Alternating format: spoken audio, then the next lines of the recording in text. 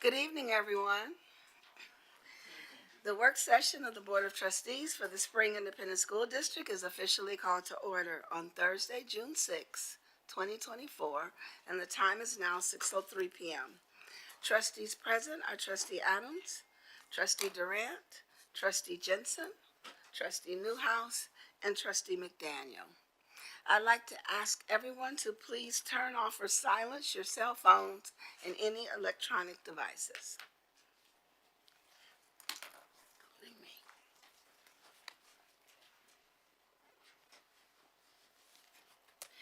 At this time, our Board Equity Committee lead, Natasha McDaniel, will begin the meeting by reading the Spring ISD Equity Statement.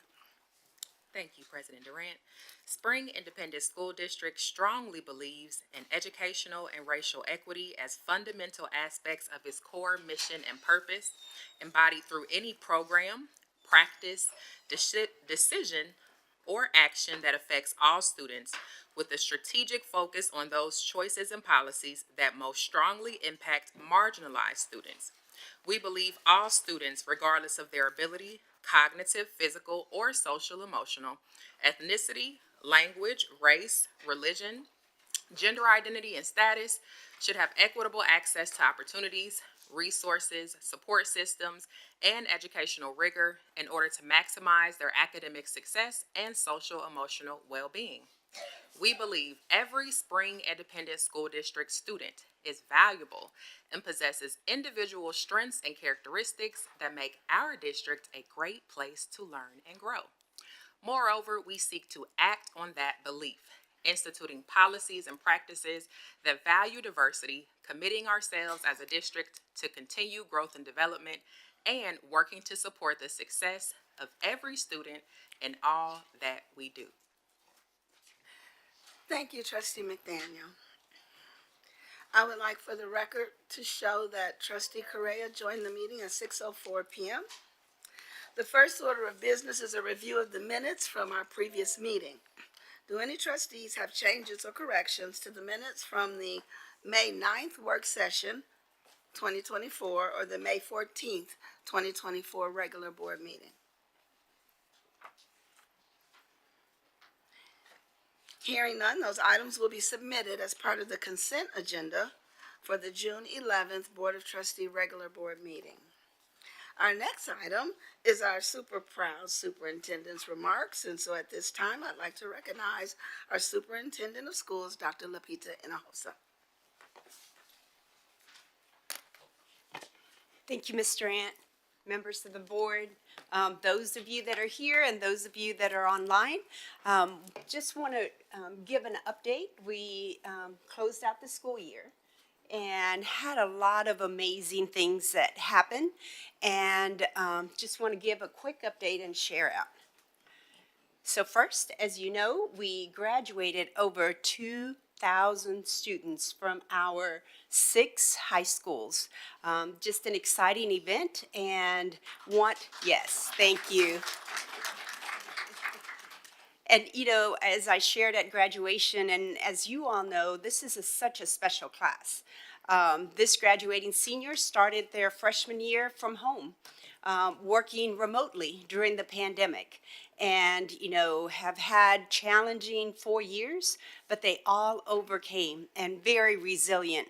I know on a personal level, I got to know so many of these students year after year, and seeing them graduate was just amazing. And many of the principals, I have to brag on Mr. Reynolds. I know they were calling him Papa, and he didn't want to come down from the stage at the very end because it was that emotional. Those kids, our students, are you know, just resilient, and we know they're going to take us places. We also had and celebrated 3 of our teachers across the district.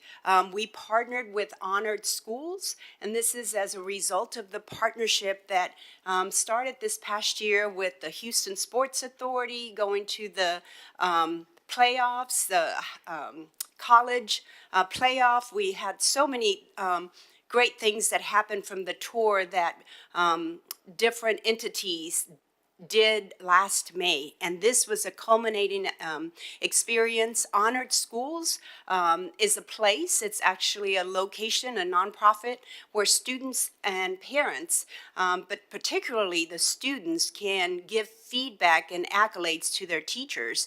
And then they're all read, summarized, and selected. And we had 3 amazing teachers that received a $5,000 check. And this is for them.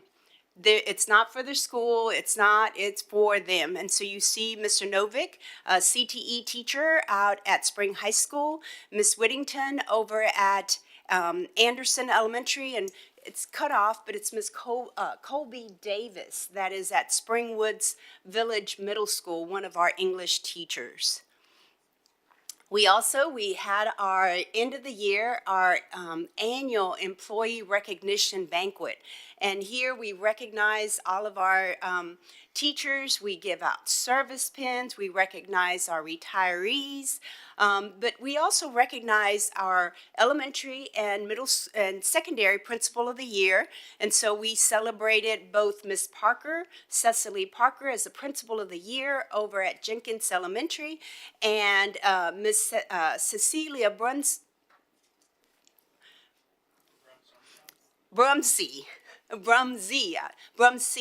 our principal out at Robertson Middle School, the secondary principal of the year. And then we recognized our teachers of the year. And this is actually year 11 with our partnership with Planet Ford. And they continue to select one of the 2 finalists to be the recipient of a brand new car. And so here you see our teacher from Clowton Middle School. He is our band director that was awarded the car. He and his wife you see there. And he is a graduate from Westfield High School. And then we found out after Mr. Durant got home that this young man, this teacher, graduated with Tina, her daughter. And so, you know, he went through all of our Spring ISD schools, elementary, middle, and high, and he actually lives in the Reynolds Wells community. And so he is raised a Spring product and an amazing band director at Clowton Middle School. And just wanted to share, if you all haven't seen it, it is first and foremost, a huge shout out to our communications team for creating our brand new site. It's called Choose Spring, where choice meets opportunities. And you know, this is our part of our strategic plan and the vision of the board, that we continue to provide choices and opportunities for our students. You can go to our Spring ISD main page, and on the carousel you can link right into it, and it is amazing. Every single school is showcased. All of our programs, specialty schools are here. As a parent, this is where you want to go to choose your school and get all your paperwork done and even upload it so you can walk straight into your school next year. So if you haven't visited this website, please make sure you go to our Spring ISD main page, click on it, and it's amazing. I think at the beginning of the year, I was talking to the communications team. We want to do a presentation because there's so much to explore on this site. And then want to then take you to our latest effort to get the word out about Spring ISD. And you know, we have had the focus on pre-K and continue to partner with Good Reason Houston to secure funding, as well as you'll remember part of the grant that we received from Good Reason Houston was to help our communications department create a marketing plan.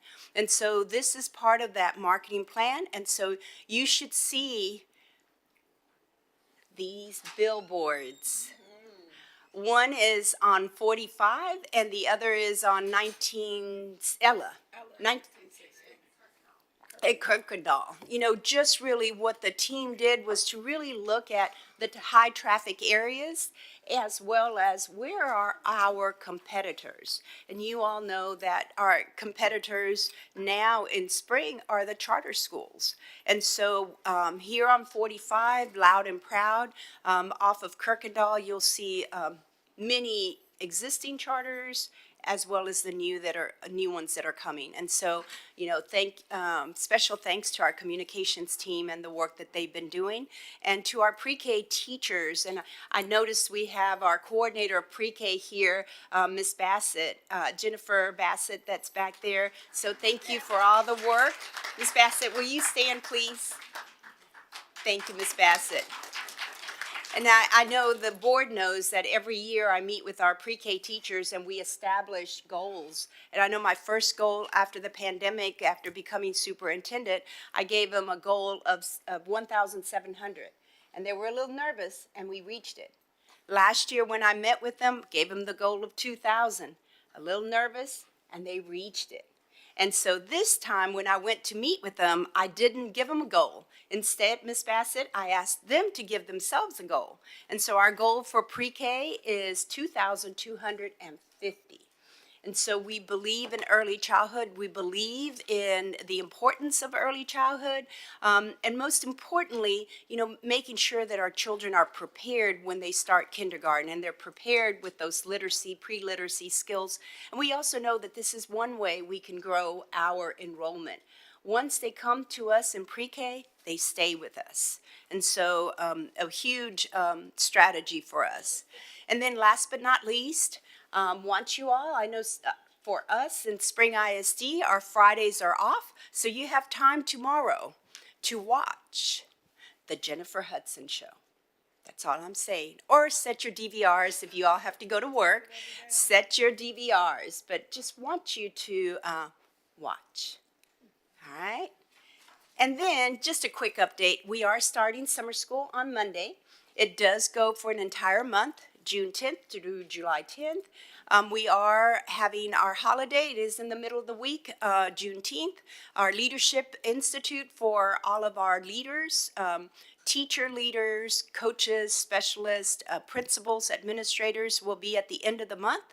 Then we have our huge summer teacher extravaganza in July, as well as our new teacher academy, and last but not least, our new administrator academy. And so we are set to be working all summer long.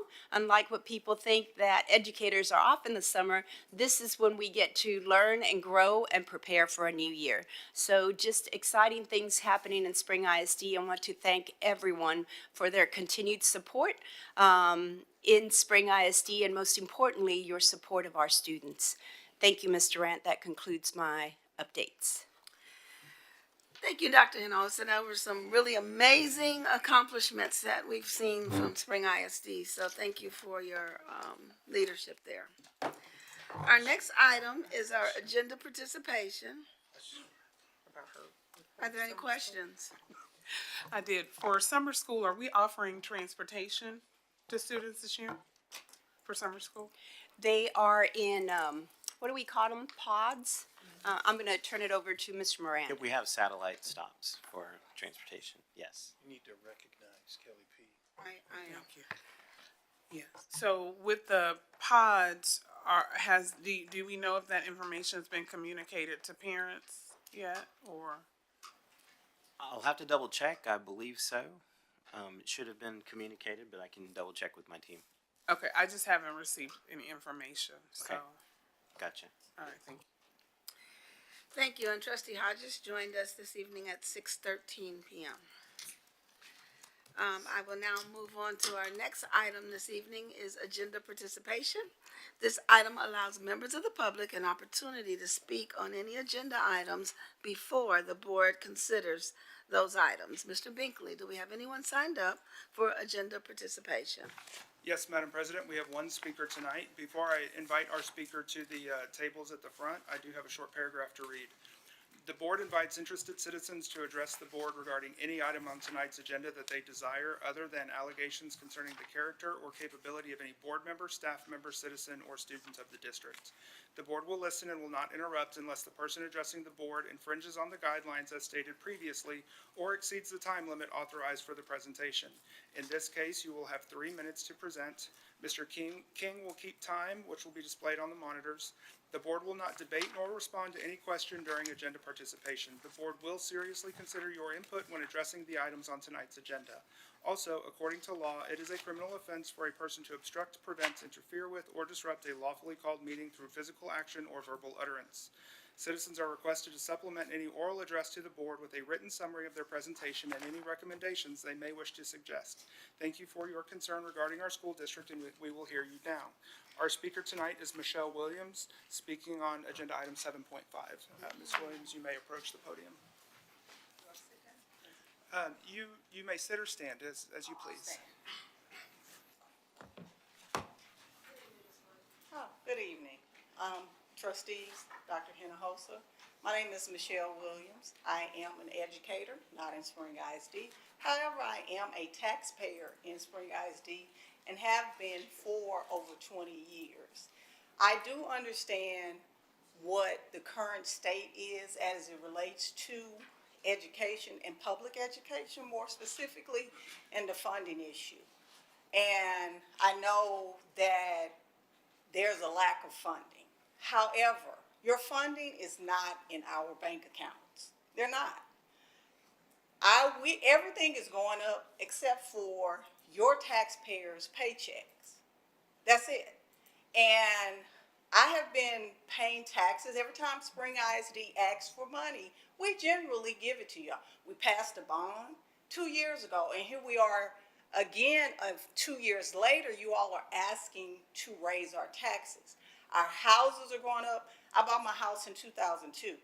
It was $75,000 then. It's $215,000 now. My homeowner's insurance is going up. Your money, again, is not in our bank accounts. I'm trying to say this as respectfully as I can. Your money is in Austin. And I'm sure y'all have some great attorneys, your friends in other school districts, just like you got together about the accountability ratings. Go get your funding from Greg Abbott. He withheld the funding that you need for your school district and all these other school districts. It's time for you all to step up and check the state and get your money from them and then come ask us for money. Please don't make me organize this area against this school district because you all are asking for something that we are not willing to give. And I'm asking you all, get your money from Austin. It's not here. Thank you.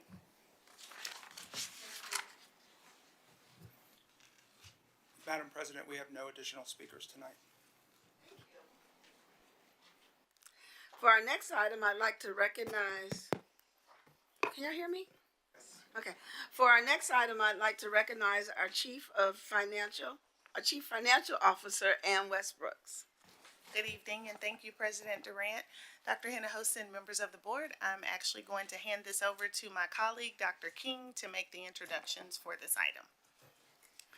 Yes, good evening. As we have shared in previous board updates and with the board earlier this semester, we have been engaged in a request for proposals for our self-funded medical insurance plan, our pharmacy benefit manager, and our stop loss and dental and vision supplemental benefits. Tonight, we from Gallagher, our consultant and broker of record in the insurance process, we have Ms. Betty Gwynn, who's going to come up and speak with you about administration's recommendation for a change in our third-party administrator for our self-funded plan and pharmacy benefit manager, and also recommended carriers for dental and vision insurance. And so we welcome Ms. Gwynn. Thank you. Good evening. Thank you for having me. So the last couple months or so, we have been working very diligently with your team on this request for proposal, as Dr. King mentioned. So through this RFP, the goal of our RFP is to evaluate options, as you mentioned, for the medical, prescription drug plan, dental vision, and as well as the stop loss that supports the reinsurance on the medical plan. The objective of our medical program is to create plans for your employees and their family members that deliver a very high quality, cost-effective, and financially stable coverage for the employees and their family members. In this evaluation, we're going to go through this. I'm going to turn to page 2 of this, and we're going to talk about the process that we went through in this evaluation. Somebody have, is it me? You're here? Sorry. There we go. So what I'd like to talk about first is the process that we went through in order to evaluate, yes, ma'am, It's gonna be page 58. page, okay, sorry. That's okay, we have like a big binder and. Understand. And it, the first part, I believe, is the RFP. And then the second part, starting on page 58, is where the presentation stops. Thank you very much, I appreciate it. The most important component of this evaluation is the evaluation of the medical vendors that we have out there. Currently, we are with Cigna and Allegiance as the TPA and the medical network. The network are the providers, the doctors and hospitals and labs and such that your membership accesses for their healthcare needs. The first thing that we do is we evaluate the network discounts. That is what all of the carriers negotiate on your behalf to ensure that you are getting the best cost of care. So when we do this, we go through an exercise that we call a repricing. We evaluate the network discounts using several different methodologies, and then we combine the results to understand exactly what it is that is going to achieve the lowest cost of care with the best access to high-quality providers. So when we look at this page where it says year one overview of the repricing, this was a very important component of it because the claims cost that we access discounts, that is 86% of your total plan cost. So that's what's most important for us to evaluate are the network discounts and the access to providers that we have. So we start at the top where it says that first number is about $56 million. That is what your allowable amount of claims is before we apply deductibles, co-pays, co-insurance, things like that. So think of that as your gross cost of claims. So what we do is we go across the line and we say, okay, when we put all of the claims and we have the providers reprice them as though we were accessing these same claims through their networks, what do we achieve as far as discounts go? And as you go across the board, you can see we have Cigna Allegiance at 56.4, Aetna Broad Network, that was another provider that responded to the RFP at 56.2. Then you have the Blue Cross Broad Network at 55.2 million, and then the United Healthcare Broad Network. We asked them to show us the broad network so we have the most providers that are available. We also look at disruption of providers to ensure that your membership, your employees and their family members don't have to change doctors. We want there to be as little disruption as possible as they're accessing care. The last thing we want is for your employees that typically had access to thousands of doctors and hospitals to have a narrow network. That's not what we want to do. We want there to be as little disruption for your population as possible. So then as we go on down, we talk about net non-claim cost, fixed cost. All of these carriers or TPAs, they're going to charge a fee for processing claims. So we make sure that it's an apples to apples comparison, that they're all providing the exact same services. Then rebates, that's when we talk about pharmacy, and I'm going to go into a little bit more detail in just a little bit, but it's very important that we maximize the pharmacy rebates through the various PBMs or pharmacy benefit managers that are attached. And that is also applied here. Then all of the carriers also came back with some additional credits, whether it is a transitional credit fee, whether they're giving us additional monies to spend as we transition from Cigna to Allegiance, Cigna and Allegiance to the new carrier, or whether they give us a premium holiday is another thing that they did. So as you can see, Blue Cross gave us the most money for this first year that we have of $940,000 credit. So then when we go down and we evaluate, okay, who is number one when it comes to the lowest cost access of care and the highest quality, and Blue Cross was number one as far as the value of the discounts when we reprice the claims. Can you explain what you mean by a premium holiday? Sure. So the premium holiday, when I talked about how all of the carriers, they provide us, or they charge us to process claims. Mm-hmm. So Blue Cross said, we're going to give you some additional credit money to apply to offset those costs in the first few months, or however you want to apply those monies as well. And in this instance, we're applying it against the total cost of the administrative services. Mm-hmm. Can you say it another way? What's another way that we can say this as far as it being a credit? So if our administrative Isn't it- service, go ahead. It's an additional discount that they provide. I think how it's named is throwing you off because they're calling it like a holiday. But Okay. it's an additional, discount. Discount, okay, thank you. All of the carriers have additional monies in their back pocket that they can pull out and apply, and this is like an additional incentive that they're giving us, if you will, yes. But Miss- it's real money. Is it Gwen? Betty Gwynn, Gwen. So you used an acronym TPA, and I sorry. just kind of want to front load this conversation that a lot of the medical insurance jargon and You're right. acronyms will totally confuse us. I apologize, third-party administrator. I forgot a disclosure at the beginning of this conversation. So after 28 years with Cigna Healthcare, I retired in December. So I typically recuse myself from these conversations. I'm not doing that tonight because I don't have a conflict of interest, so I don't work for the company anymore. So I want to make that clear. Thank you. And I apologize, I'll do my best not to use our acronyms and such. Third-party administrator, all of Yeah. these, whether it's Aetna, Cigna, Blue Cross, or United Healthcare, they are all in this analysis, the TPA or the third-party administrator that processes claims. Understood. Thank you. You're welcome. Ms. Gwen, I had a question. Yes. In the notes, it states down here, incurred claims from 22 and 23 were used for the line-by-line repricing. So that number is not the same as the allowed medical and pharmacy claims, is that correct? So it's the total, and then this is just basically the cap that these plans would have allowed us to Yeah, use. the cap, this is, we gave all of the carriers the same data file of spring claims for that period of time, claims that were incurred in 2022 to 2023. So they all had the same starting point. And then every single one of them ran those claims through their system and repriced them according to their negotiated discounts so that we would have an apples-to-apples comparison. So if the claims totaled 60 million, for example, and Blue Cross and Blue Shield is only allowing 55 million of that total, is that correct? That's because their discounts were an improvement over, say, the next one that had a higher amount.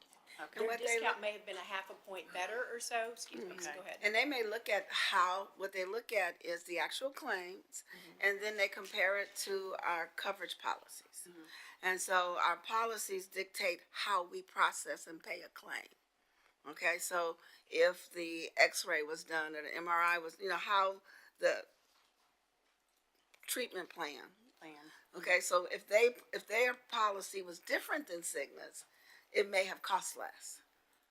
So there can be a variance in what the actual claims were that they utilize from Cigna. So when they run the claims through the system, doesn't just look at what was actually paid. They look at the coverage policies, how we would have paid it, that type of stuff. So Okay. But we does don't that make apply, sense? Yeah, it is. but we don't apply deductibles, No, co-insurance, or not yet. co-pays.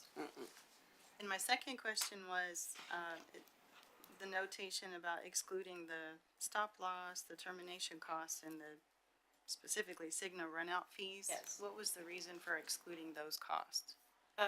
Because this primary evaluation is about just the discounts, how we are accessing the discounts, and how we will be able to maximize which carrier is providing us the best discounts. Those fees right there, the stop loss, the prescription drug benefits termination costs, and Cigna runout, those are gonna be the same across the board. As we terminate the plan from Cigna and we move to the other ones, those expenses are going to be the same no matter who we go to, whether it's United Healthcare, Blue Cross, or Aetna. Thank you for the clarification. You're welcome.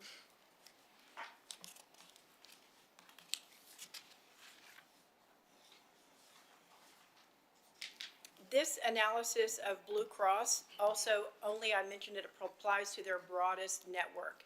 Every single one of these providers also are providing us with access to what we'll call a narrower network or a high-performance network. In Blue Cross's instance, it's called their Blue Essentials Network, which is similar to an HMO network. but that will all be evaluated when we do the plan design analysis at a later date. This Did you is, say that again? sure. This analysis, so all of the carriers provided a broad network and a narrow network. This analysis is only of the narrow, broad The network. broad only. Yes, ma'am. So any additional discounts that we receive with utilization of the Blue Essentials network or the HMO network will be on top of these savings that we're realizing here. I recuse myself, so I'm asking this question because I don't know. Was not the Cigna Allegiant the network, to me, that's a narrow network that we had originally. The Cigna network that's used with Allegiance is a broader network. It's the Cigna Open Access Plus Yes, thank you. that we currently use. Which is their broadest network Okay, for commercial business. but okay. Any other questions on this page? So with this evaluation, what we found with the repricing is that Blue Cross offered us the deepest discounts. And which one of their networks is it again? This is their, the traditional broad PPO network. PPO. Okay. Yes, ma'am.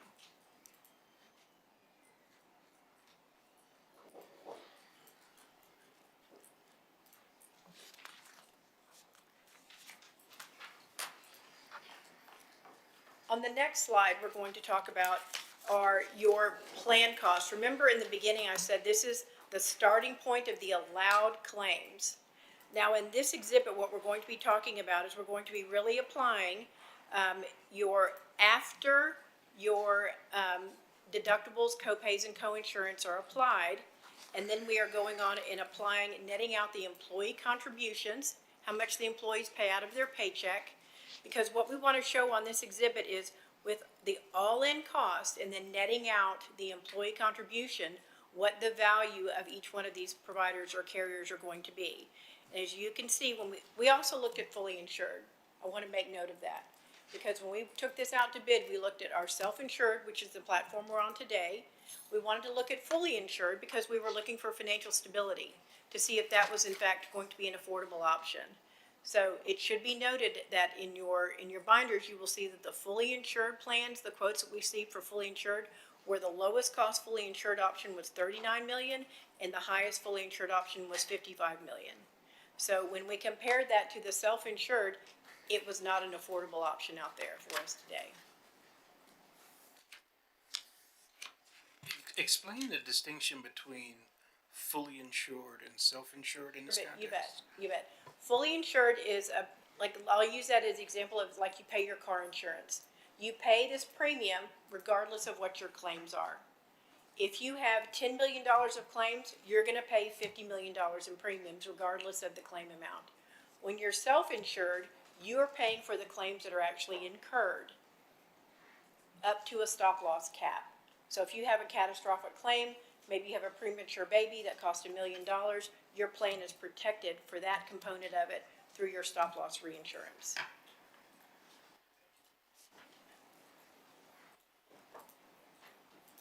So in this exhibit here, what we're showing on your current forecast, where we're forecasting your plan to end up the 23-24 year, and I'm looking at the column that says total plan cost. For your current arrangement, we expect to end up the year at about a $34 million total plan cost. If we were to stay with Cigna, what we're doing is we're forecasting out what the 24-25 cost would be, and it would increase to $37.7 million. Why is it increasing? Healthcare costs go up every single year. The expectations of trend increases with medical trend and pharmacy drug costs that go up every single year. So that is what the expectation is, that if you were to stay with Cigna, under your current plan arrangement you have today, the cost would go from $34 million to $37.7 million. So if we go across and then we look over at Aetna's, they would come in at $34.8 million, Blue Cross at $33.7 million, and United Healthcare at $34.7 million. As you can see on the next line, the employee contributions are the same all the way across. So we're assuming that the employees are going to be paying the same thing. The purpose of this is to give an apples to apples comparison. And then your net plan cost as you go across again. Their forecast is 21.3 million.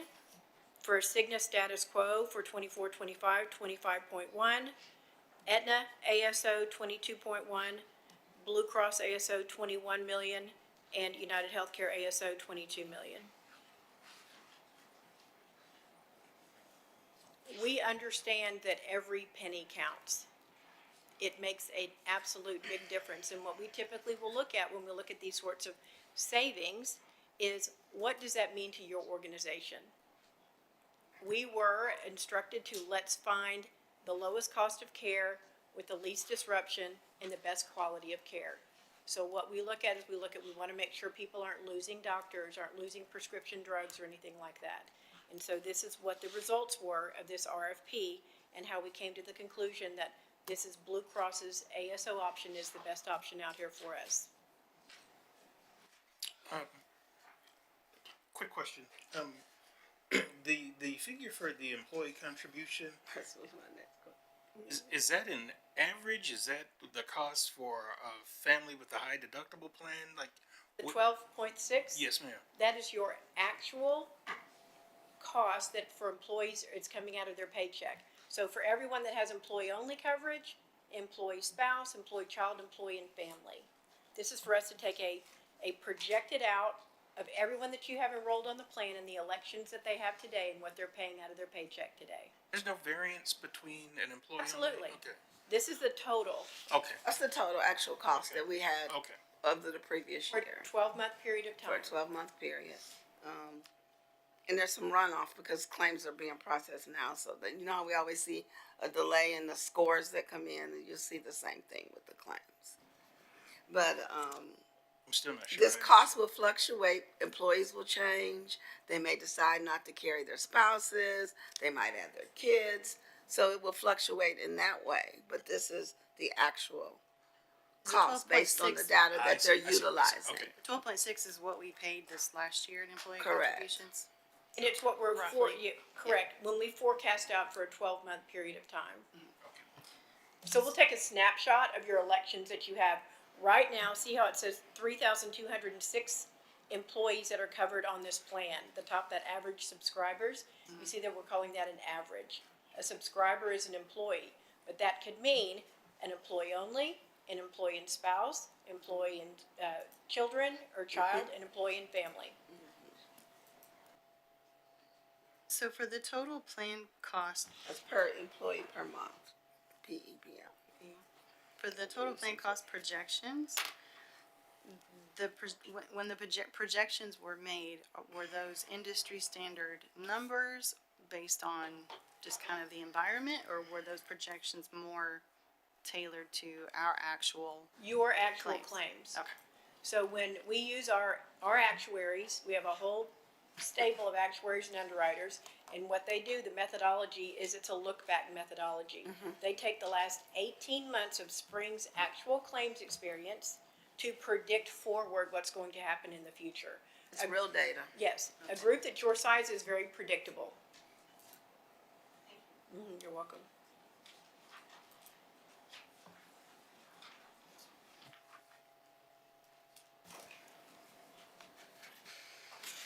Before I move on to the dental. Now, one of the other things that is included in here that I want to make note of is the prescription drug benefit RFP was also included in this, and this is also included in your medical claims. Your pharmacy claims are in here as well. So in this analysis that we did a separate pharmacy, PBM, pharmacy benefit manager RFP. And we asked for it to either be what we call carved out, which means we can go to a total third-party pharmacy benefit manager like Express Scripts or CVS. They have their own pharmacy benefit management company. Or all of these carriers, Aetna, Blue Cross, and Cigna, they have their own PBM that's built in as well. That's what we call a carve-in option. All right? So the best one financially was the Blue Cross carve-in with Prime Therapeutics is their own PBM, their own pharmacy benefit manager. With Prime, you have all of the same pharmacies. Walgreens, CVS, HEB, Kroger, 60,000 pharmacies. Now, I know your employees don't need 60,000, but we didn't want to interrupt any access. We did look at, what if we went to a narrower network of pharmacies? Let's say we get rid of Walgreens and instead we steer everybody to CVS. The savings was only about $200,000. So we were like, that's not worth the disruption, because we would hear a lot of noise if we removed one main chain, and we would only achieve $200,000 in savings for something like that. So every single one of these that we looked at, those are the types of things that we looked at. How many people are impacted? Who is impacted? Who are the providers that are potentially impacted? Because we know there's a point in time or a point of noise where it's not worth the disruption.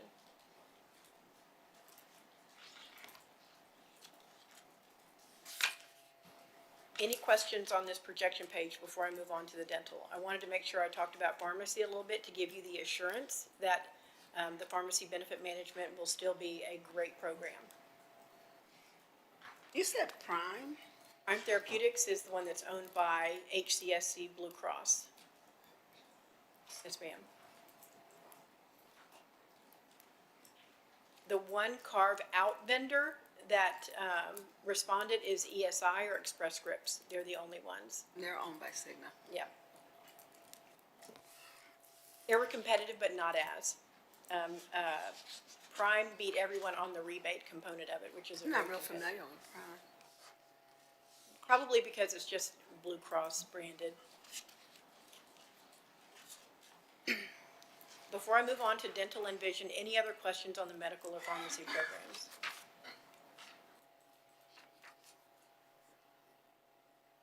Just for clarity, can you explain the change from net budget?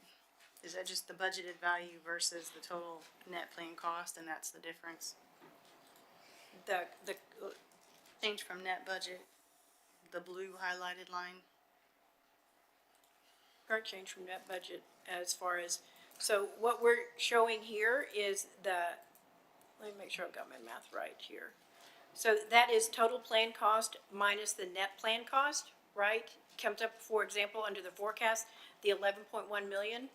So that takes the 34 million, and then you subtract out the employee contributions to come up with the 21 million, and then the change from the forecast.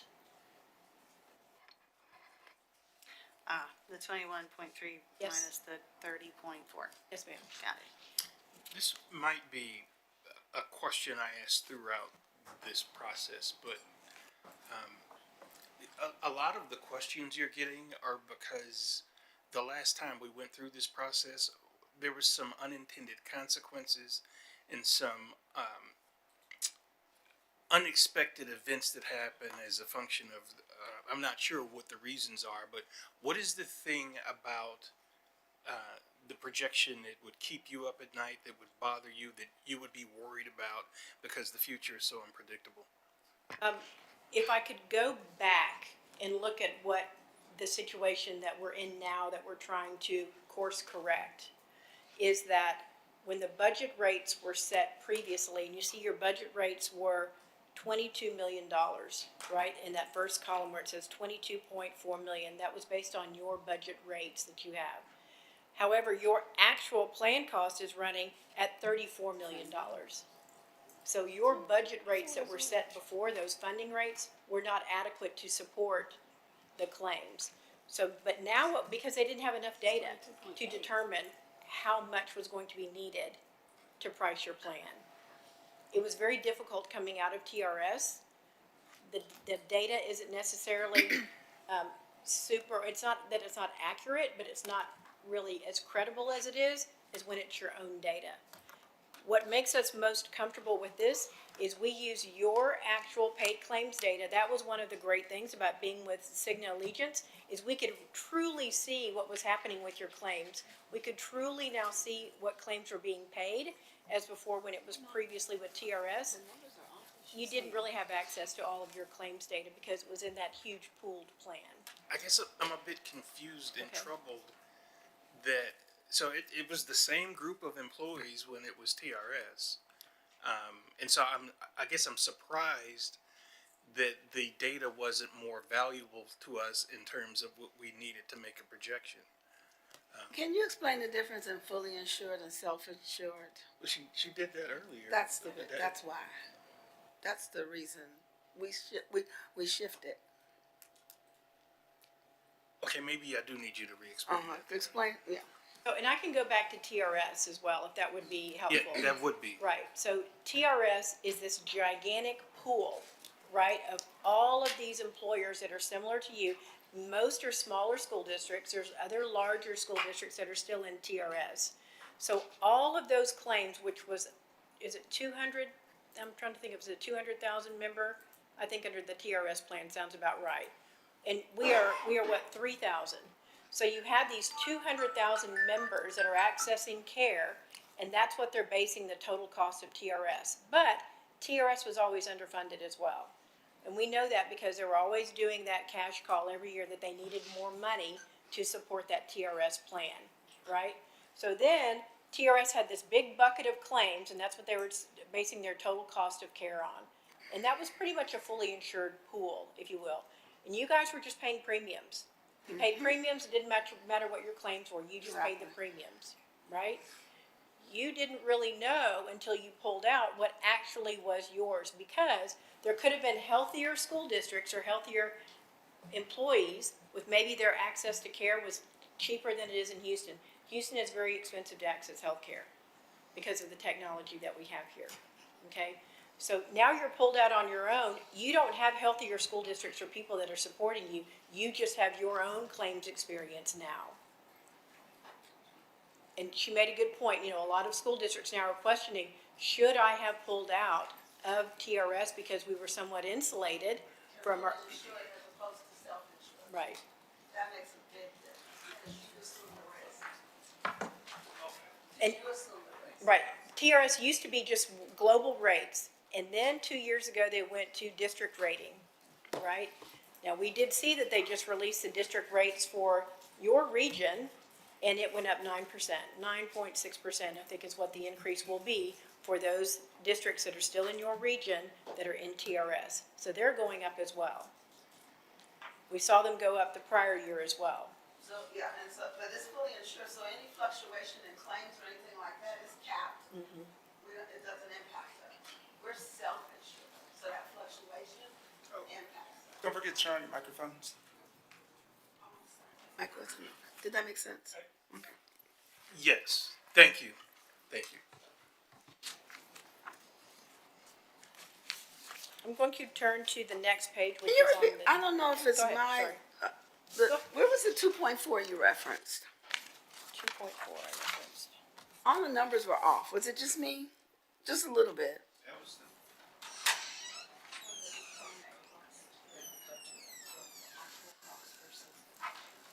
Actual versus the, it could be. 22.8, the budget rates, is that what you're talking Point about? eight, yeah, you said 22.4. Sorry. A couple of your numbers were off, and I thought, well, I have an older binder, so I didn't know if they had changed. 22.841. So you just sorry. misspoke, okay. Yes, ma'am. Okay, thank you.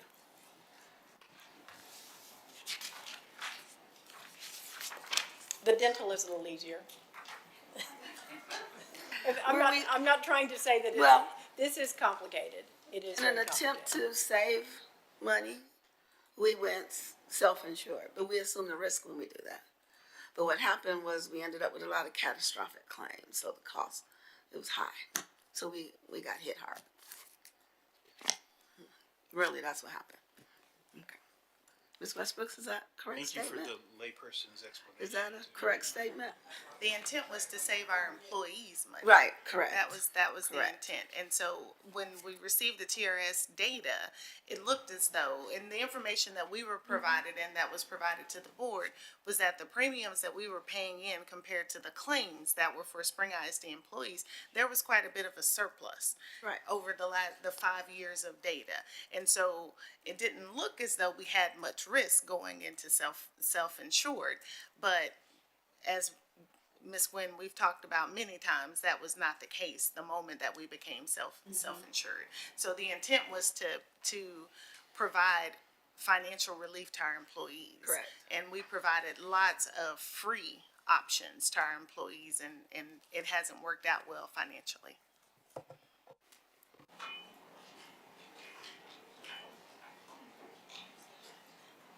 We also looked at dental and vision.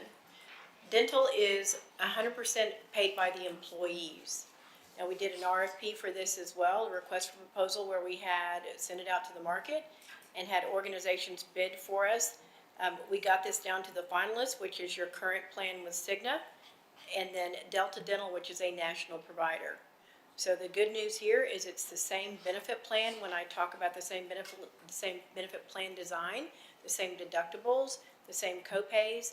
Delta Dental has the broadest network that's out there as far as access to dentists and oral care providers. And as you can see, the great news is it is a decrease in the rates to an 8.73% decrease, which is, again, good news to the employees, where we'll be saving them some money for the dental with a broader network of providers and equivalent benefits. And just a reminder, trustees, the dental and vision plans are 100% funded by the employees. The district does not contribute to those plans, so that 8.73% decrease that you see is 100% to the employees in their pocket. And the same for the vision. That's the dental PPO. We also have a dental HMO towards the bottom, and you'll see where that is also a 15% decrease in rates on that side for the dental HMO rates. Do we have any longitudinal data on what these costs have been for the previous 3 to 5 years? Like, what's the trend? Because it's unusual for me to be looking at any insurance whenever we're talking about insurance and to see something going down. So I'm just curious, is that what's happening here? When we sent this out to the market, we used actual paid claims data, because even though it's fully insured, we went to Cigna and we said, show us the claims experience, the actual incurred paid dental claims, because we want to see if the premiums support the claims. In the instance, you can buy the exact same coverage at a lower premium rate. This is the leverage of the marketplace. Dental trend is a little bit slower and lower, and also remember, dental is capped. You have an annual maximum per person. It's not like on the medical plan where you can have $1 million in claims for dental. It's typically capped at a way, way, way lower rate, lower dollar amount per person.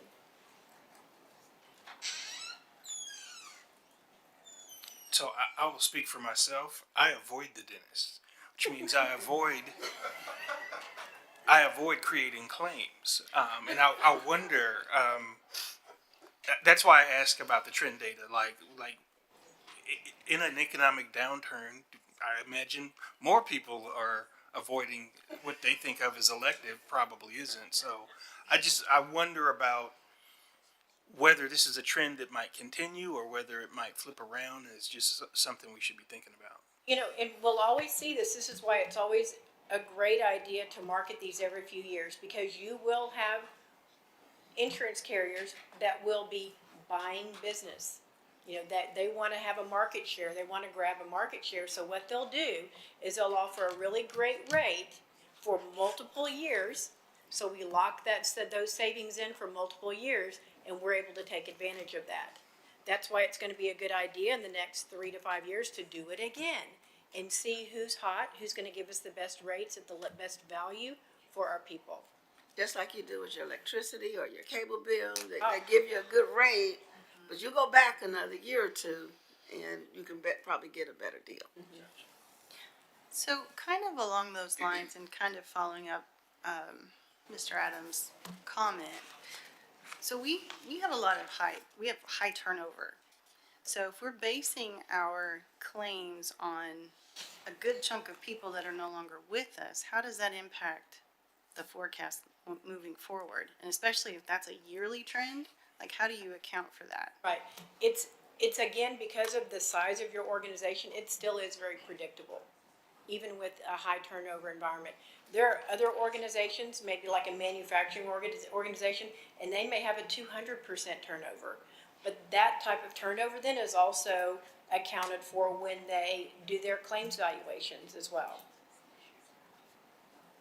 You look at the actuaries and the underwriters, school districts are easier to predict. You have the age of the employees, and All the a lot of females. them are out at 30 years and, close to retirement, so they're easier to predict. I think where we're hard pressed is in the difference in the fully insured and the self-insured. Fully insured on our own is too expensive, and it would harm the employees out of pocket. And so the only way to really get to it is to get back into TRS. And we're, And we're on a time frame, because I think it's a 5-year commitment. I don't know where we are before we can get back into. we just finished our second year of the 5-year sit-out period, and so we're 3 more school years away from being eligible to join if the current rules stay in place. It's a difference in that we're assuming the risk. And to buy that kind of a plan, commercial on your own, is expensive. If I've misspoken anything, Ms. Westbrook, please correct me. No, you're good. I appreciate it. So good news on the dental. Then we're gonna go to the next page, which is on the vision. A very similar story that we have here as far as the current vision plan is with MetLife. And then we looked at their renewal. This is an interesting look at this. If we were gonna stay with MetLife, with that Davis network, it would have been a 13% increase on the vision plan. That's when you talked about, how costs go up. But now we have Avisus, which is another vision provider. A lot of school districts here in the greater Houston area and other public entities as well use Avisus for their vision plan and have had great experience. So that you can see, it's a 10% decrease on the Avisus plan. There were a couple features that you had under your vision plan that we did our best to mirror, and it's noted up here where it says additional eyewear under Avisus, additional eyewear coverage. You can get 1 pair of prescription eyeglasses and contact lenses. Typically in a vision plan, it's either or. You get either glasses or contacts every year. Under this plan, they're allowing you to get both glasses and contacts covered under the plan, which is a really nice benefit. I wish we had it.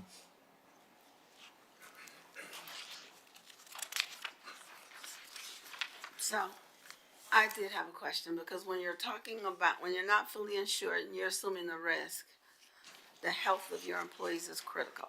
So what are we looking at and what was offered by each plan for preventative care? It's all the same as far as when you say because under ACA, under the Accountable Care Act, it is required that preventive care be covered at 100%. So as far as the level of coverage that you're Well, going none to, of them offered anything in addition. Sometimes they'll add other stuff on. We didn't get anything other than what is required by wellness. law. The wellness with Blue Cross Blue Shield, there is a package that's included. Okay, Right. so we did get a wellness package from the Blues. Okay. and all of the carriers have wellness But they do. packages. They right. vary. And they all vary what their bells and whistles are all calling value adds look like.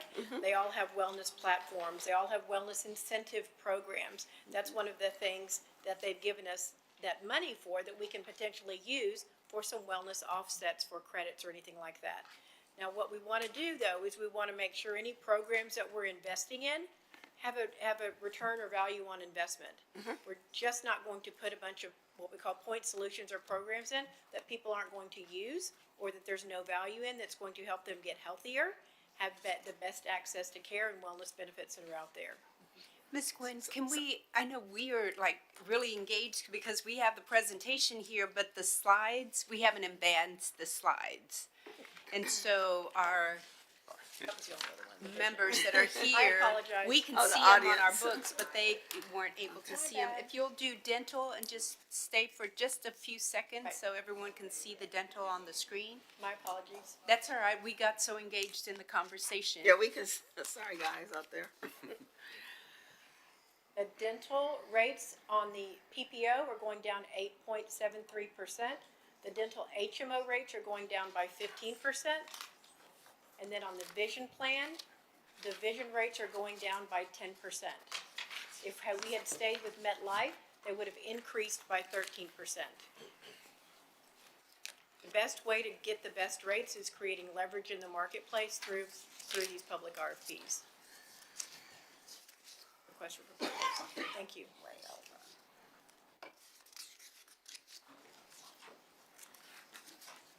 Any additional questions? No, just one last comment from me is that we may want to look at putting some promotions and incentives around those wellness plans and preventative care. I know sometimes they offer, if we did all of our well women and physicals and everything, you got an additional $200 in your check or something like that, to encourage us to stay, our employees to stay as healthy as possible. Because we're assuming the risk when that doesn't happen. Absolutely. Until we can get back in the TRS. I did give you all a projected time of the meeting. We're running about 10 or 15 minutes over right now, so just wanted to let you guys know that. But this is really critical and important. So does anyone else have any other questions? Wasn't there some talk about trying to get a waiver with TRS at some point? Did that just kind of die down, or is it still an ongoing conversation? A waiver to the 5-year. I think through advocacy, that's been one of the things that you've been championing.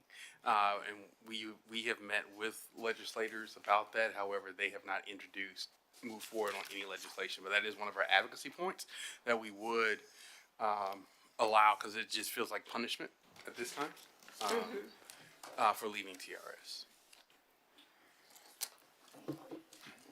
And I want to thank Ms. Gwen for, we just started our working relationship on February 16th of 2024 and getting us through this process. I also want to give this has been a lot of work in a short amount of time, but it doesn't happen without a team. And so I want to thank our Executive Director of Procurement, Mr. Philip Ellison, and his team. They do a phenomenal job, as you know, guiding us through the process, guiding the committee interview process. It was one of the best that I've participated in. And then I'm going to take a moment of personal privilege. I'd like them to stand, please. First person needs no introduction. Dr. Tamika McKeithen, our Assistant Superintendent for HR Operations.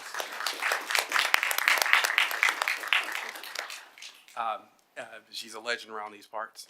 And Miss Bridget Moore, our Director of Compensation, Benefits, and Leave. They have shepherded this process. They've dealt with TK and all his, we're not doing that, and what are we doing? So, but they have, and I just want to say thank you and appreciative of doing, but they always have what's best for our employees in mind, so that we will keep that in mind as we do plan design. I did have one last question. Okay. You mentioned the power of these public RFPs.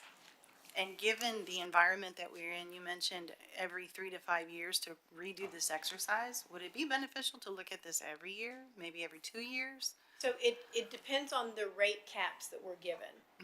Many times we are given very aggressive rate guarantees. Now remember, on the medical plan, it's your claims. So the best way that we can impact, as we talked about, is getting our employees healthier, making sure that they're accessing the best, most cost-effective providers that are out there, and that they're just taking care of themselves and their family members to avoid really high-cost claimants. Some high-cost claimants you're not going to avoid, but there are some that can be, as far as keeping people healthier, keeping them out of the hospital, keeping their diabetes, high blood pressure under control. Okay, thank you. Thank you. Thank you. Ms. Westbrooks? Yes, thank you. And so our next item, I was asking if we could move item 7.6 up in the agenda, since we have guests here with us this evening. And it is on page 107 in your binders. It's related to bond transaction, or excuse me, a debt transaction that we need to conduct. We have a refunding opportunity with some of our bonds that are up to be refunded, but also additional new money to maximize the rest of the proposition, the funds available in the proposition for technology in the amount of $18 million. And so I wanted to ask Mr. Can Barron. we hold on just a minute? sorry. There's a request to move that item up. Is there any objections? Thank you. Please proceed. Okay, and so I'd like to ask our bond counsel, Mr. Barron Wallace, and Ms. Francine Steffen from our financial advisor group to come up and walk us through this transaction that's upcoming in August.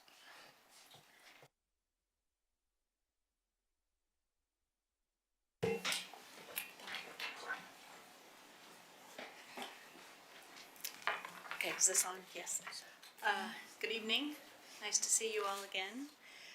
I'll just go through some highlights about the bond transaction that we're proposing, and then I'll turn it over to Mr. Wallace to talk about the actual bond order that would be adopted. As Ms. Westbrooks mentioned, these bonds would finance the remainder of the technology proposition, which is $18 million. And we would also refinance some existing bonds of about $47 million to save debt service payments. And we're currently estimating the savings would be about $1 million per year for about 6 years. So about $6 million in savings. We currently estimate the interest rate on these bonds would be about 3.5%. And the bonds, all of these bonds would be paid off by 2030.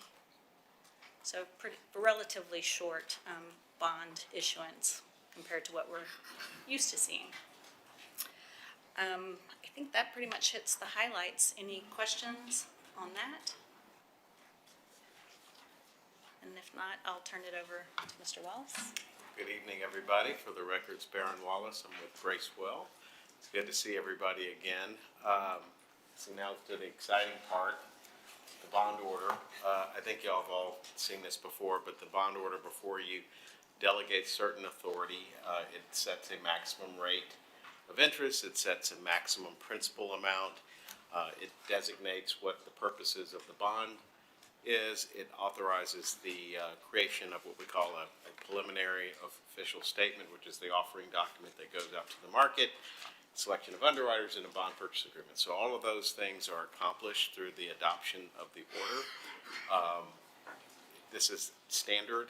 This is the same order that you've seen in prior transactions, so I don't want to go through each page by page, but I'm happy to answer any questions that you may have or anything about the bonds themselves.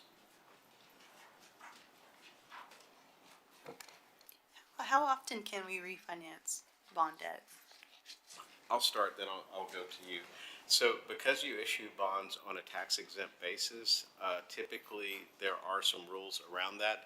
So when bonds are callable, and typically your bonds that you issue have a 10-year redemption date, you can call them around that date. So you have to call them 90 days within that date. Many years ago, you used to be able to do advance refunding, so you could redeem bonds further into the future. But in 2017, that right went away. So that's some of the general rules. I'm probably missing some of the financial reasons behind it. So if there is a 10-year period of time left when you refinance bonds, then you could refinance them again 10 years later.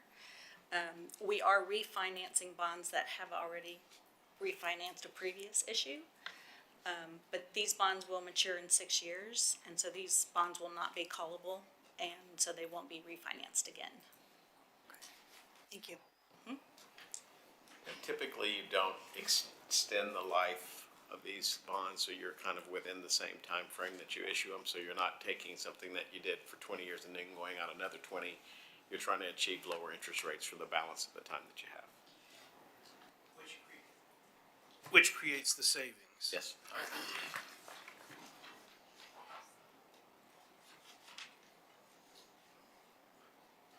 One thing I didn't mention is timing.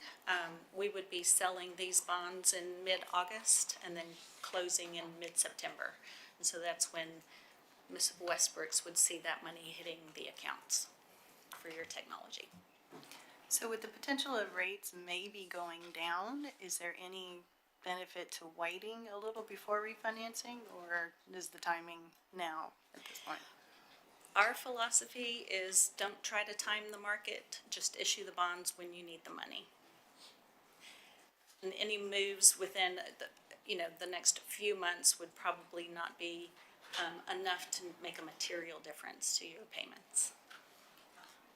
And so, just sort of for helping me process, and maybe for people who are watching that don't recognize this, because we're talking about bond funds, these are capital expenditure funds. These are not, there's no implications for our general fund budget. Okay.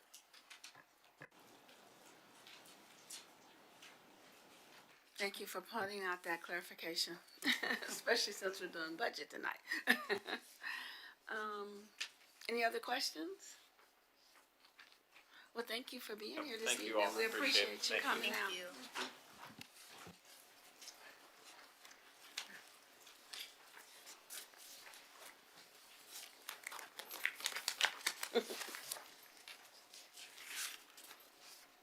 Ms. Westbrooks? I can continue? You can continue.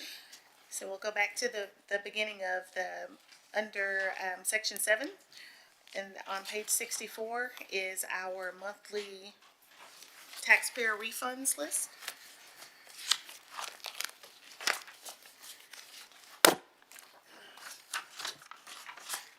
Questions? Ms. Westbrooks, you. Okay, and our next item is on page 71. And again, that's our recurring report of cooperative purchases that exceed $50,000.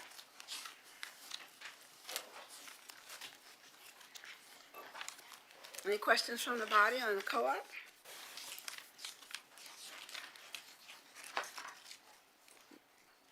Ms. Correa? Yes, it's more of a general question. Is Amplify no longer approved by TEA? Did I read that correctly? To my knowledge, they're still approved by TEA. They are still approved? They're still part of the HQIM process. Yes, ma'am. Okay. Now you're making me want to look at it further. I'm it's sorry, still an it approved is provider. definitely still part of it, and additional funding is available to districts if we continue to purchase both in elementary, Amplify, Eureka, and then in middle school, the Carnegie. Can we check just to be sure? Because I thought I had read something about this whole new state curriculum and the changes around that, and I thought I saw that Amplify was dropping off. Well, I will definitely get you further information. I do Okay. know that they were also going through Yeah. they were also going through a process of also changing their name. And so I do know that that is something that is still currently happening.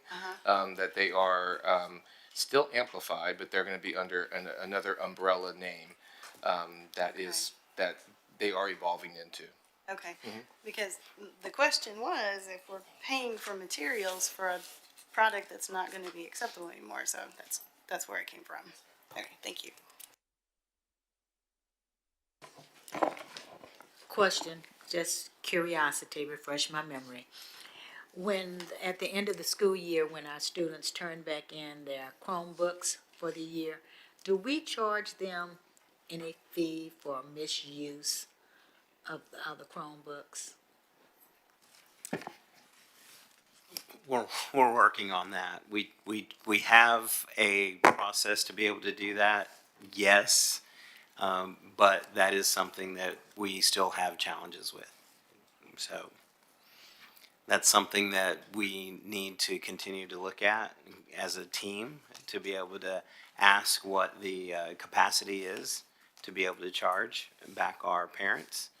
And so, I'd love to hear a little more. We have insurance, right? Yes, we do have They're insurance. kids, it's gonna be them. Yes, we do have insurance on Just that. need to make sure we have our insurance. I would hate to start charging them for We it. do. Because the parents end up paying that. We do have insurance. Who repairs the Chromebooks? Internally, we have a I team. just wondered if, I've heard of some school districts where CTE students who are in Yep, that kind of thing. we have do it. Ben in our department that's actually working with the CTE teams over at Wenchie High School that are doing that. I know that Matt in the CTE department working closely with one of our directors in IT, Benjamin Leung, to partner with that to be able to do that. And so that's actually been a really huge boost for us to be able to use partner with the students over at Wenchie to be able to help us with that. And expanding to also Decaney P-TECH, so those students also are able to participate. Do those students earn any money for their work? Is this like a work-study program? They get educated. No, they're It's not. volunteer hours? Enhances No. their education. They're earning experience. Their practicum experience hours points. that they're earning towards their certification and pathway. But it's just that we have students who work jobs outside of school that maybe this would be a really nice job to have with the school district. I don't know if there's maybe any grant money out there for that, but we don't have it. Maybe that's a We good do have opportunity students. to look for. I apologize. We do have students who have come back and worked for Spring after participating in some of those internship opportunities. Mr. Key.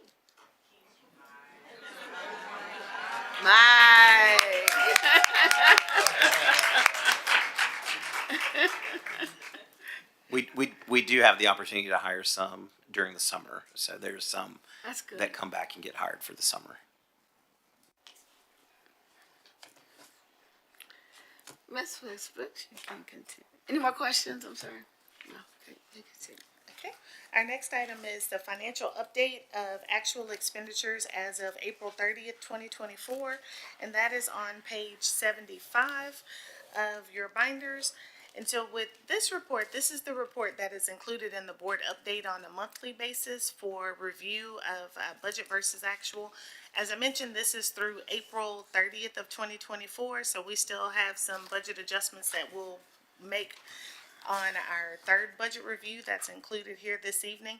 But as you can see, the setup of the report is, the first page is our revenues broken out by sources, local, state, and federal. And then, of course, we have our other revenue sources at the bottom, which is the sale of personal property. The second page is our expenditures by function, and then the same expenditures by object. And then the third page is that variance analysis between this point in time in 2024 compared to this point in time in 2023, and just the variances. And you see some pretty large variances in revenues, particularly because of the change with Senate Bill 2 and the mix between state revenue and property value or property tax income as a result of that increase in the homestead exemption. So you'll see we'll have quite a bit of a settle up with our state aid this year in September. And then on the expenditure side, you see the largest variances in payroll cost. As we know, we had some changes to our staffing as a part of our budget reduction efforts. And also, well, that's the largest one, the variance in payroll costs. There's other variances, but not quite as significant.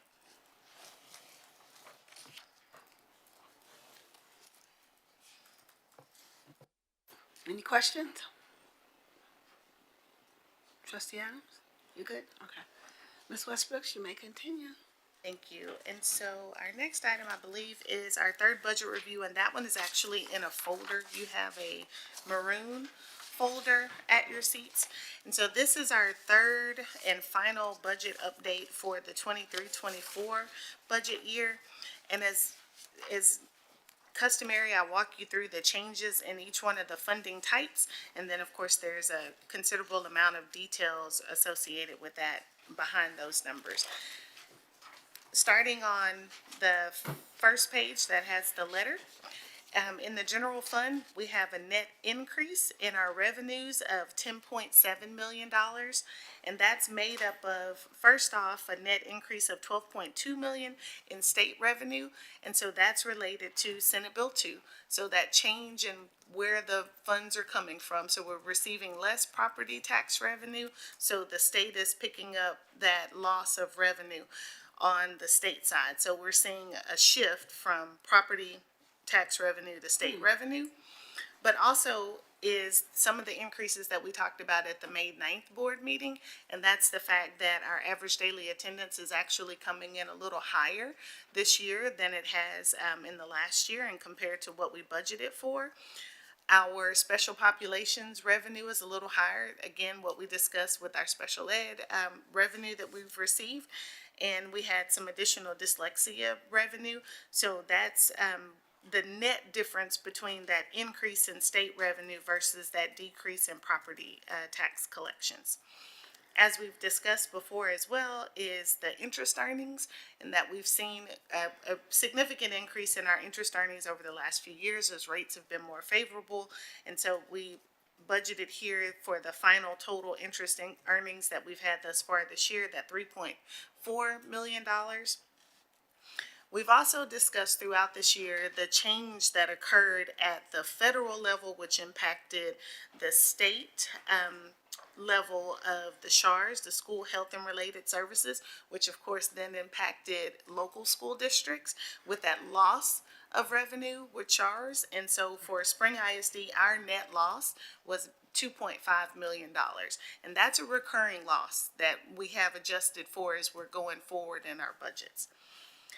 The next item is an increase in indirect cost. And so we have our ESSER funding that's available to us. And we're utilizing those ESSER funds in multiple ways. And so one way is that we have some expenditures that are directly paid using the ESSER funds. And then another way is when we take indirect cost on those funds. And so we have an allowable amount that the district can take for the administration of ESSER funds and to utilize those dollars. So that's where we're seeing the $2 million in indirect costs as a portion, the use of the ESSER 3 funds. Of course, that's the last time that we'll see that because ESSER 3 funds are going away. Along the same lines, our T-class funds, we're receiving indirect costs from the expenditures related to T-class, and that's at $1.3 million. And then there's this special inventory tax that we receive very sporadically. It's a special inventory tax that is assessed at the state level, and so Spring gets our proportionate share of those taxes. It's not something we can budget for. A check just shows up one day in the mail, and so some years it's $300,000, some years it's $100,000, and this year it's $1.1 million. And so that's one-time increased revenue in that category. So those are the changes to our revenues in general fund that results in that net $10.7 million.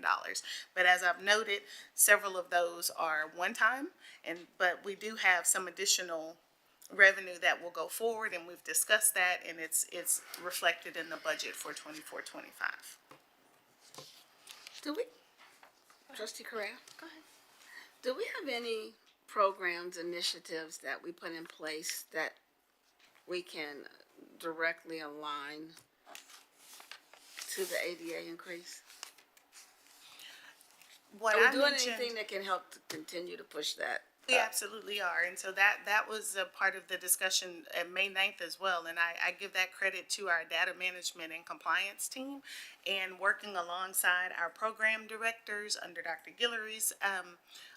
Guillory's leadership, we have just done such a deep dive into average daily attendance, everything from the medical codes and whether or not a student's bringing a note and if it's an excused absence, to how we're coding our courses with CTE. And Dr. Guillory sent an email out just this morning about one of our middle schools, and it was the historical data on their average daily attendance over the last 5 years, and said this is not normal for this campus, and so now it's a deep dive into it. So it is just absolutely peeling back every layer to make sure that we're maximizing the dollars that are available. And like I said, our program directors are on board. There's collaborative meetings with special education, with career and technology, with our gifted and talented. There's lots of collaboration that's happening that's just making sure that we're maximizing our dollars. And we're seeing that in an increase in average daily attendance. Great work, thank you. Trustee Correa? Okay. All right, you can continue. The expenditure side is a lot less remarkable. Very small increase in expenditures on the general fund. And so with all these changes, if every single dollar that's budgeted were to come in and every single dollar that was budgeted to go out were to go out, we would have a fund balance of 75.9 million. However, we know that will not be the case. We'll have some savings in our expenditure budget, and we'll have some revenues that will fluctuate. But this is the budgeted fund balance, that 75.9 million. But we anticipate it'll be significantly higher than that. In the Child Nutrition Fund, we had a net increase of 4.6 million in their federal revenue. And Child Nutrition has a fund balance of $17.2 million. I did want to make note that Child Nutrition has received a grant that is a supply chain grant, that the last funding that we received was $1.3 million. And so it is funding that's coming in through the Child Nutrition Program to help with some of the cost associated with changes in the supply chain, things that used to be available that aren't available. So it's just additional revenue. And that's helping our Child Nutrition fund out. It's still related to the impact of the pandemic. So it's not funding that we anticipate continuing to receive, but we've received it this year. Where'd the grant come from? Texas Department of Agriculture through the National School Lunch Program. Okay. Is that grant part of the 4.6 million? It is, yes. It is, okay. And you said it was 1.5? 1.3 was the last payment. I believe we received a payment before that, and I can get the exact amounts of each one. The reason I ask, it's more of a general question. So if there's an increase in the Child Nutrition Fund, which is typically based on your student numbers, would we see an additional increase on the other side as well? On the expenditure side? Is there a correlation? Not necessarily. Especially with the supply chain grant, those funds coming in. And so what we have been seeing is an increase in Child Nutrition's fund balance. So they're continuing to have a plan to spend down those funds, because Child Nutrition cannot actually have more than 3 months of a fund balance. So those funds have been accumulating because the expenditure side hasn't been going up. So coming into 24-25, they are going to be able to spend more of those dollars to spend down that fund balance. I'm just curious what process we're using to determine where we're going to utilize those additional funds. I can address that. One of the things that we talked about a lot is the food presentation and acceptability for students, to be able to increase that as much as possible. How do we make the presentation, the food, the taste, and everything to be student-centered, right? And so that was our primary focus when we were deciding on where that money should go to. One of the things that we were able to do too, that a lot of our principals noticed over this last year, was to purchase additional cafeteria tables. And so if you've been out to the campuses, you may have seen those. You may have heard from principals. Some of them thought they were bond funded. They were actually food service funded cafeteria tables from our fund balance. And so we were excited to be able to do that. So things like food warmers to make sure that the food is warm, not cold. A lot of food line items that had been old, antiquated, were some of the things that we have to actually petition the Texas Department of Agriculture to be able to allow for those expenditures. And so we put a list together to do that. A committee within food services was part of that. And then looking at kind of some of our old antiquated equipment that we're not able to use or that we're not spending bond funds for was one of the things that we do. I could include some of that in a board update to give you an idea of some of the things we spent. I'm very satisfied with this Okay. this comments tonight. I don't know if anyone else wants it. Okay, thank you. Welcome. Ms. Westbrooks, you can continue. Thank you. Okay, and the next fund is debt service. And so in debt service, we've got an increase in revenues of 8.1 million, and that's associated with interest income that we're receiving on the debt service side, state revenue that's increased based on what's allowable to be reimbursed with our debt increase. And then, of course, our property tax collections are a little higher than what we anticipated for debt service. So a total increase of 8.1 million. On special revenue, we have a net decrease in revenues and appropriations of just over $1 million. And so we have that change, what I was talking about with the indirect cost earlier, and our maximum allowable amount. So we decreased the amount that we had on the expenditure side of ESSER, and we're utilizing those funds through the indirect cost, which just makes it a little bit easier for accounting purposes to maximize those funds. So that's contributing to that net decrease. And then, of course, you saw earlier over the last month, I believe we brought the LASSO grant, so that increases in there as well. In the capital projects fund, we had an increase of $5.1 million, and that $5.1 million is associated with interest income on the proceeds from the bond. And of course, we then budget those funds on the expenditure side to be spent for capital project needs. And I know there's another discussion coming up to talk more about the use of those interest earnings. And then lastly, with the staffing allocations, we had a net 1 position decrease. And those are the highlighted changes that happened in this third and final budget review for 23-24. Any questions for Ms. Westbrooks on that? I have a question. Yes, ma'am. I received, and this has to do with HR, but it's a budget cut. Can you refresh my memory? Did we cut the choir director at Spring High School?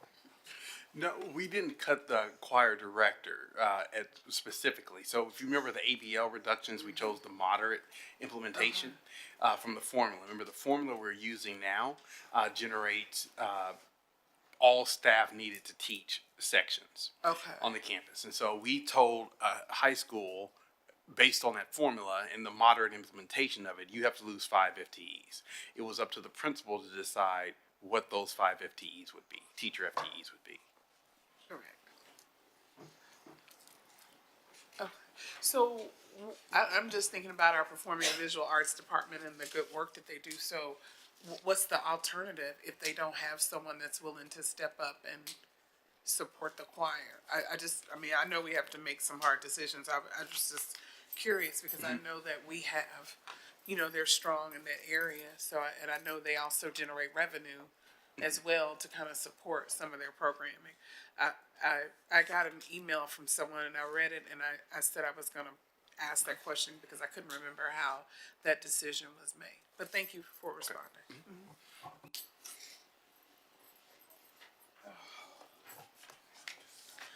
Okay, our next item is on, I'm sorry, yes, ma'am. Yeah, I'm sorry. I did have one question on the page 15, Schedule G. It was the 2023 bond sale, and it was the requested amendments. There was an additional 3 million added to safety and security,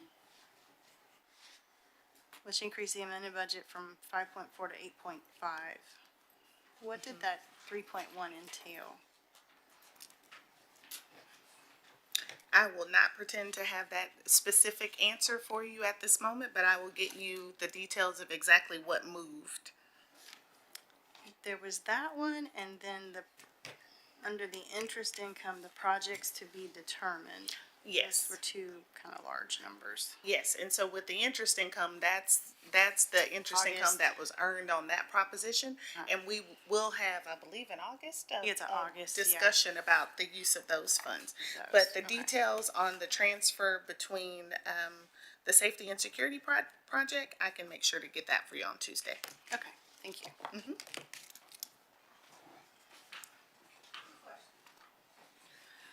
Anyone else? You can continue, Ms. Westbrooks. Thank you. Our next item is on page 102, and that is related to the voter-approved tax rate election possibility that will come before the board in August. We have a deadline related to the selection of an auditor to conduct the required efficiency audit, and that deadline is July 5th. So to comply with that, we have brought forward a recommendation to the board for the auditor to conduct the efficiency audit. And so that scorecard and that information is on page 102. While everyone's looking at that, I'm gonna ask Attorney McBride if she can take a look at the resolution on page 103 for us, please.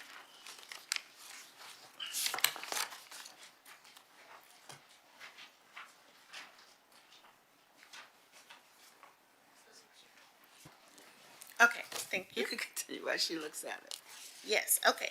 So our next item would be on page 160, and it's a request for proposal for custodial chemicals, cleaners, paper products, and supplies.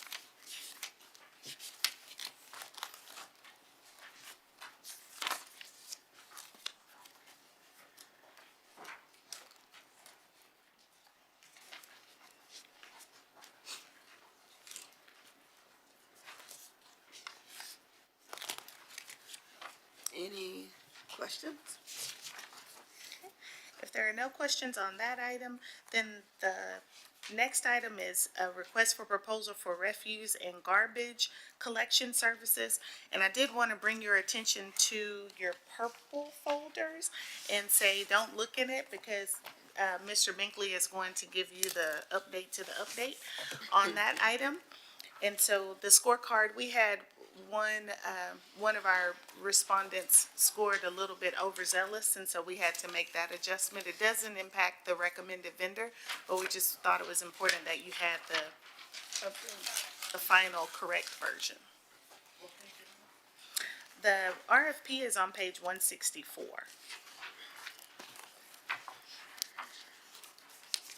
Thank you.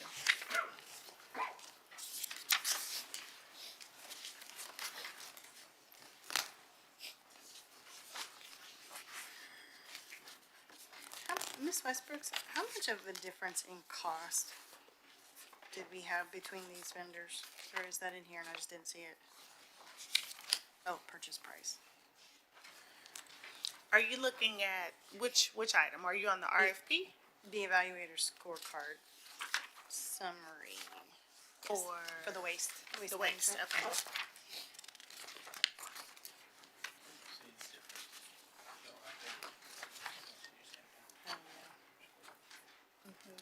Okay, let me look. And the only reason I ask is because I know waste disposal is really, really, really expensive.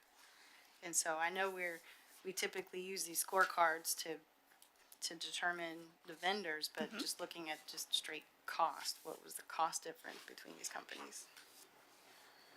Okay, I'm gonna pull up the scorecard and the price differences. Trustee Correa, would you be all right if they provide us that information and then we'll pull this from any consent Tuesday? And you just wanna see the difference in the prices that correlated with it, and I have it, so we can send it over so you can look it over before Tuesday. Okay, Just to confirm, we're gonna pull this from consent on Tuesday? Yes. Okay, thank you. And so the last two items that we have, as you know very well, the last week of school was more eventful than we would have liked with some weather events. And we had sent forward the waivers, and we've had some additions to those waivers because of some weather events that occurred over the last 2 weeks of school.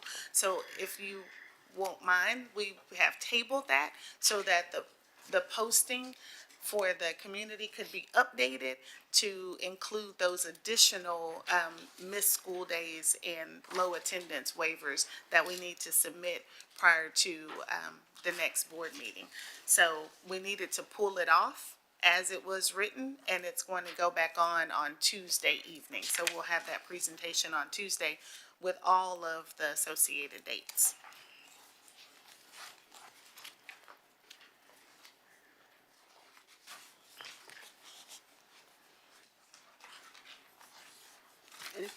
Any questions on that one? Did you want to go back to Ms. McBride with the resolution, or? Before the missed school waiver?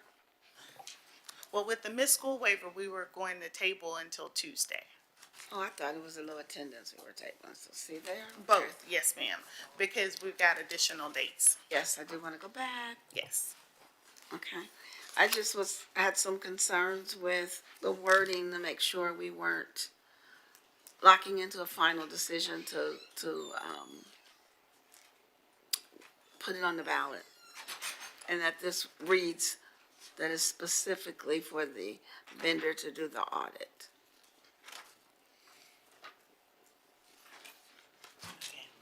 So the way I see it, it says that if the Board of Trustees determines that it's necessary, that, you know, there might be a vader, but whether there is one or not, you have to conduct this audit. So in order to continue to give you the option by the deadline to call a vader, you have to make a decision on this audit sooner than that. And so that's kind of what this resolution is doing. And yes, it is permissible. I'm assuming that Whitley Penn is the firm that normally does your, so that's why you don't have to go out for an RFP or an RFQ. The statute does allow you. And then all of the other timelines, I've just double checked with the code that are listed in this resolution, are the timelines that are contained in statute. And normally you wouldn't do a resolution, but because you're not doing an RFP or an RFQ, the statute does talk about the board being the entity that's responsible for selecting this auditor. And so that's why it's probably more appropriate to do it through a resolution. Okay, so resolution is in lieu of the RFP. Got Yes. it. And though we weren't required, we did do solicitation of qualifications, and we looked at 3, but our current audit firm has the most experience with the efficiency audits. Thank you. That answers my question. Does anyone else have any questions on that item? I was confused by a resolution, but that clears it up. Thank you. All righty. Madam President, that was actually my last item. That concludes your Okay, items. Thank you. For our next item, I'd like to recognize our Chief of District Operations, Mark Miranda. Thank you, President Durant, and Dr. Hinojosa, members of the board. My items begin on page 174. I actually have 9 items, but we will go maybe briskly.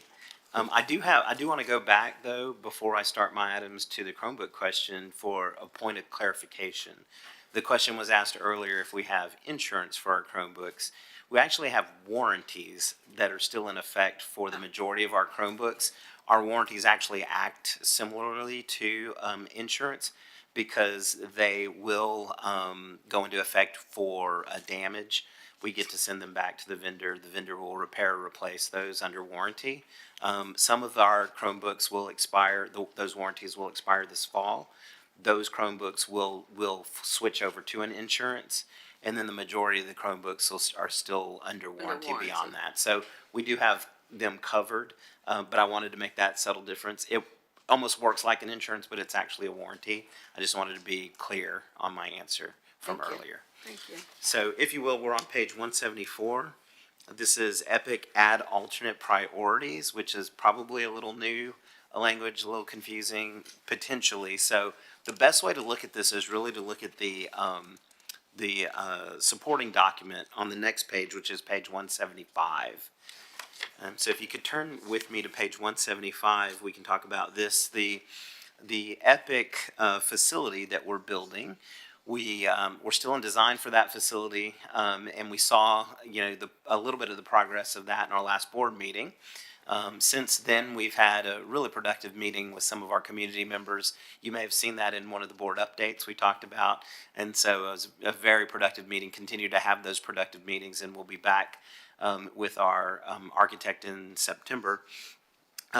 This is related to the scope of the EPIC facility. So the way it works is that there's a basic scope or a base scope for the facility, and everything in the base scope you'll see on that supporting document, page 175, under that program summary section, and that kind of gives you everything that's in the building, and that everything that is in that base scope covers what we promised to the community in our ballot language, which is why you see at the top of that page the ballot language. To be able to do the UIL competitions, to be able to have the arena, the performance hall, the recital hall, the multi-purpose spaces, additional parking, things of that nature. When we put it out for bid, our budget, we believe, will definitely cover the base scope of the project. Our budget may then cover scope that reaches beyond the base scope. And when we put a project out for bid, and this is really most construction projects are done this way, we're able to include in the bid that we're asking for things that are called alternates, and they're usually called add alternates on the bid scope that we send out for bids. And I'm calling it here extended scope, so you can kind of get an idea. And so those extended scope items are items that we can also get within our budget if we have the funding for that. So if a vendor, for example, says that I can build your base scope for X dollars, and if that's under budget and we can afford the extended scope, then they'll give us a bid for that extended scope, and we'll say, yay, we can do even more than we thought and planned, right? So what we're trying to do is to get really all of it, the base and the extended scope under budget. We're planning that, we're working towards that with our architect, and we're really kind of tightening up and really doing all that we can to be able to get all of that scope in budget. And so it's going to be tough, but we're working really diligently with our architect and our general contractor to be able to do that. So the ask for the board tonight is for whether or not the board is in agreement with what we have listed as our extended scope. So the items that would go on our bid when the general contractor takes this work out to bid, to say, yes, beyond the base is kind of what we all know EPIC is going to have. Beyond the base, would we also like to have these extended items bid on, right? And assuming and hoping, praying a little bit that those things come in under budget, we'll also be able to add the 3 items that we have in the extended scope. I hope I explained that well enough. I'm sure there may be questions. The 3 items that we have in the extended scope are a multi-purpose pavilion, an outdoor amphitheater, and an additional parking. Now, we do have additional parking in the base scope, so when I see the additional parking in the extended scope, that's on top of the parking that we have in the base scope. That additional parking would get us to 3,000 parking spaces, which is a 1-to-3 parking ratio at 9,000 seats and a 1-to-4 parking ratio at 12,000 seats. Just to give you an idea of kind of where that is from our neighbors and kind of industry, there's an additional document in your package on the next page, 176, that gives you comparisons from other schools and other venues that kind of shows you where other venues are around other school districts, the majority of which are in that 1-to-4 range on average. We also had been asked to talk to our architect. Our architect, HKS, does these facilities really all over the country. Large facilities, everything from facilities like a Minute Maid Park down to facilities like ours, and 1-to-3 to 1-to-4 is the industry standard that they gave us. And so if we were to agree that the three ad alternates were the ad alternates that we want to, put out there in our bids and try to get those all under budget, then that would include the pavilion, the amphitheater, and the parking spaces, or we can certainly talk about other things or reprioritize or have additional discussions about that. So, just for clarification, I have to simplify things so I can process it. What has been proposed and going out for bid with the Epic Center is what was discussed in the bond meetings, and that is what we told the community that we would do with those funds in building that center. Yes, ma'am. And also included is additional parking Yes. for the stadium that should accommodate graduations and any other events that we have to eliminate the parking on the Yes. main street. Right. We'd love to get to 3,000, which is what this ad alternate would get us to. Okay. That would be great. All right. Thank you. I don't think we'd love to get to 3,000. We must get to 3,000. Yes. So I'm not convinced that's what we have here. So can you help? Help convince you that we have 3,000 here? Maybe I'm just not understanding. Yeah. So yes, if you can. So when the general contractor puts this out to bid, they will be asking all of their subcontractors to bid on a package. The subcontractor package will include everything that's in the base scope of work, and it'll have another group of items that's in the extended scope of work. All of the subcontractors will bid on everything, base and extended scope. Then we'll add up all of the dollar amounts for the whole thing and determine whether the whole thing comes into our budget, like is in budget. And so we believe, and we're working with our architect and our contractor to try to estimate, before we even go out to bid, we're having estimates. So our general contractor and our architect are creating estimates on a regular basis, right? So we don't just put it out to bid and kind of wishful thinking, hope that we're going to be under budget. We put it out to bid with a good idea of what the market is going to bear on the bids that come back in. And then those bids are also competitive. The subcontractors are all competing for the work. They want the work. And so the competition drives cost as well, right? And so the architect, ourselves, the contractors are all estimating before these go out to bid and hit the market. So once they do go out to bid, we have a pretty good understanding whether we're going to get these things in budget or not. Sometimes things happen and it doesn't happen the way we expect it to happen, but we're usually pretty close to knowing that we're going to be in budget or not in budget. If we're doing our estimates and we don't think that we're going to be in budget, we make changes before we go out to that GMP bid, right? So the other thing is, because we're doing the 1, 2, and 3, all add alternates, if we can only afford one, we would prioritize the parking to be the one, right? Because as you said, we want the 3,000 parking spaces. So if if the bids come back and it says, oh, we're only able to be able to have the one, then the one would be the parking, because that would be the priority to make sure that the parking is the one that comes in under bid. And then there are other ways that we could potentially do some of the others if it's later with potentially an interest income or some other things that we would look at doing that. Okay, so just a couple of things. I appreciate the list on page 176. Yes. But if you look at our population, people aren't coming to our events with 3 and 4 and 5 people in the car. Right. Right? So I would really like to see 1 to 2, because that's what you typically see is 2 people. But I understand we probably can, best bet with what we can afford would be 1 to 3. I'm comfortable with that. I made the statement that we must do 1 to 3. I don't want to make that statement as an individual. So I want to ask my colleagues if they're okay with me saying that we're requiring the 1 to 3. And if you're not, speak up. Well, my question is, with the parking spaces on the base, what is the ratio there? Because it says for the extended scope, that gets us to industry standards. So then that means the base scope is not industry standard. No, the base scope is below the 1 to 3. It is. So then It's we, below the 1 to 4, I think. Yes. So, so then like, so basically parking spaces needs to be our number one priority. It'll be the number one priority on the alternate list. We'll work very diligently to get that additional 3 million in the scope.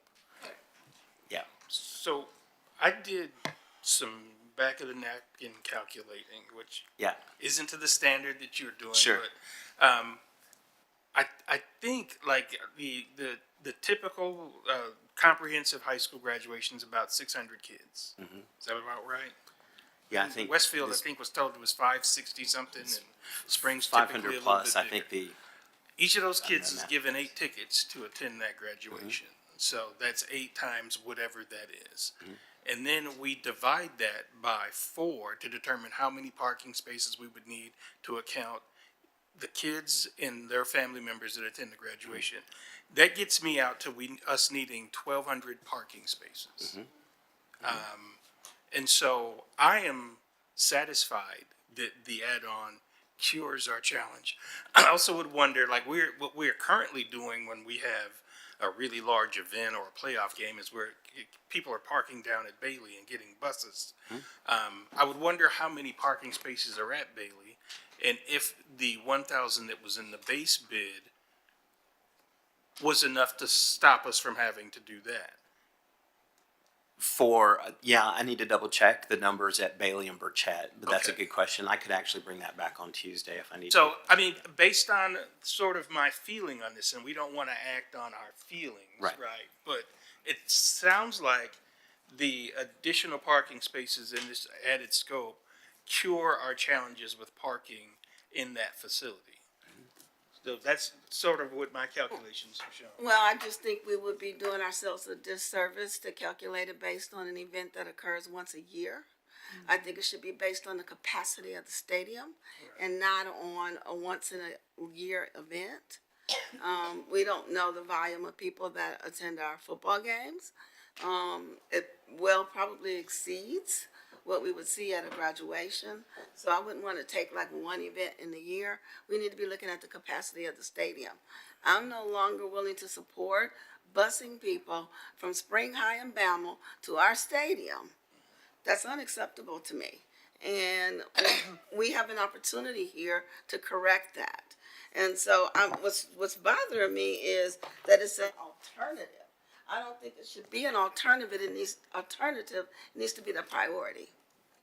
And rather than go with the schematics where we're doing 3 different buildings, I want our kids to have the best. Let me start there. So build up to make sure we have what we need so that we have the land to do the necessary parking spaces that we have instead of 3 different buildings. So why I asked you to re-explain it to me again is because you're saying an alternate. I don't want it to be an alternate. It needs to be the priority. And I agree with Trustee Durant, and I'm also thinking about it from it being a revenue generator for us. I think now we're limited on getting being able to lease that out to other organizations because we don't have the parking, the capacity. So I think if we look at it from that perspective as how it may generate more revenue for us and being able to lease that space as well. My other question is, I know this goes back to the sale of Spring High School when we sell that property. And from my understanding, it was explained that we had, because that was purchased with bonds back when it was purchased, so that those funds from that sale has to be used in that capacity. So could we not use the sale of Spring ISD, of Spring ISD, oh God. Oh God, love to see that on the front page. Of Spring High School to help increase the budget for getting missing more one parking here. spaces. And increasing that budget for the Epic.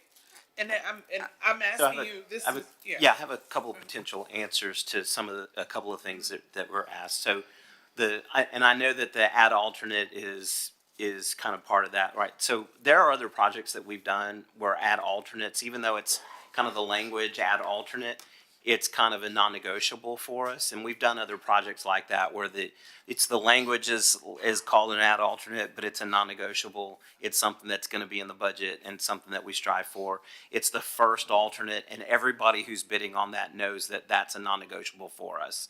That's how we would approach this. Those additional 1,000 parking spaces, we're hearing loud and clear that that's what the board wants, and that's what I want. It's exactly what I want as well. That gets us to 3,000. If we want to go beyond 3,000, to Trustee Hodges' point, right, there are potential ways to get beyond 3,000, and there may be some additional funds from other projects, interest income, other things. Ms. Westbrooks isn't here. I don't know if our bond counsel, but those are other questions that we would have to ask because it's a different proposition.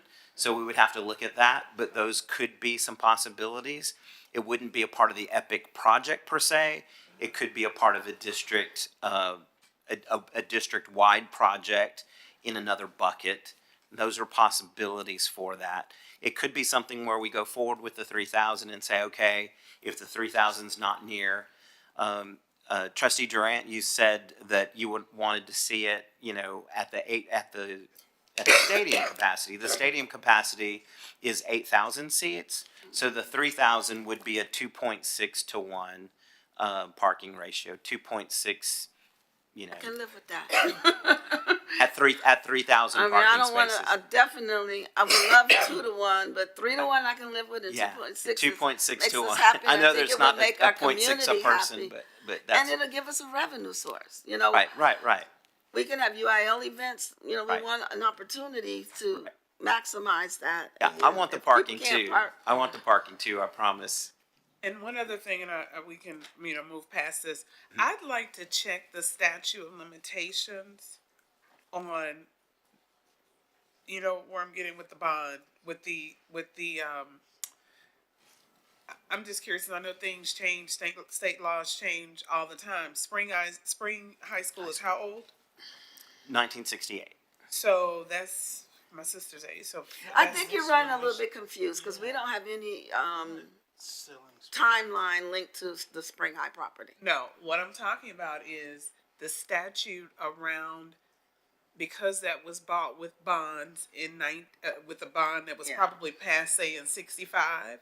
Is there any type of statute of Oh. limitations that may allow us now from the sale of that property to use that money how we see fit? I mean, it might be worth researching. I mean, that was 50 plus years ago. We don't know.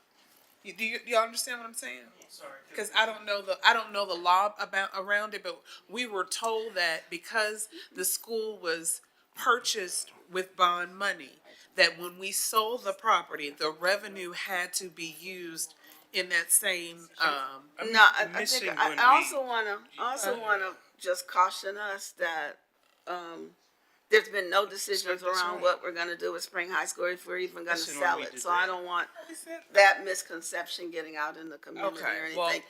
And bond money, it's different pots of, as you're Right, aware. and I'm saying So I because we get it. brought that question up, we need to research and determine what it is that we're gonna do. And I'm so confused, because I thought we had a whole discussion about selling that property, so I'm confused.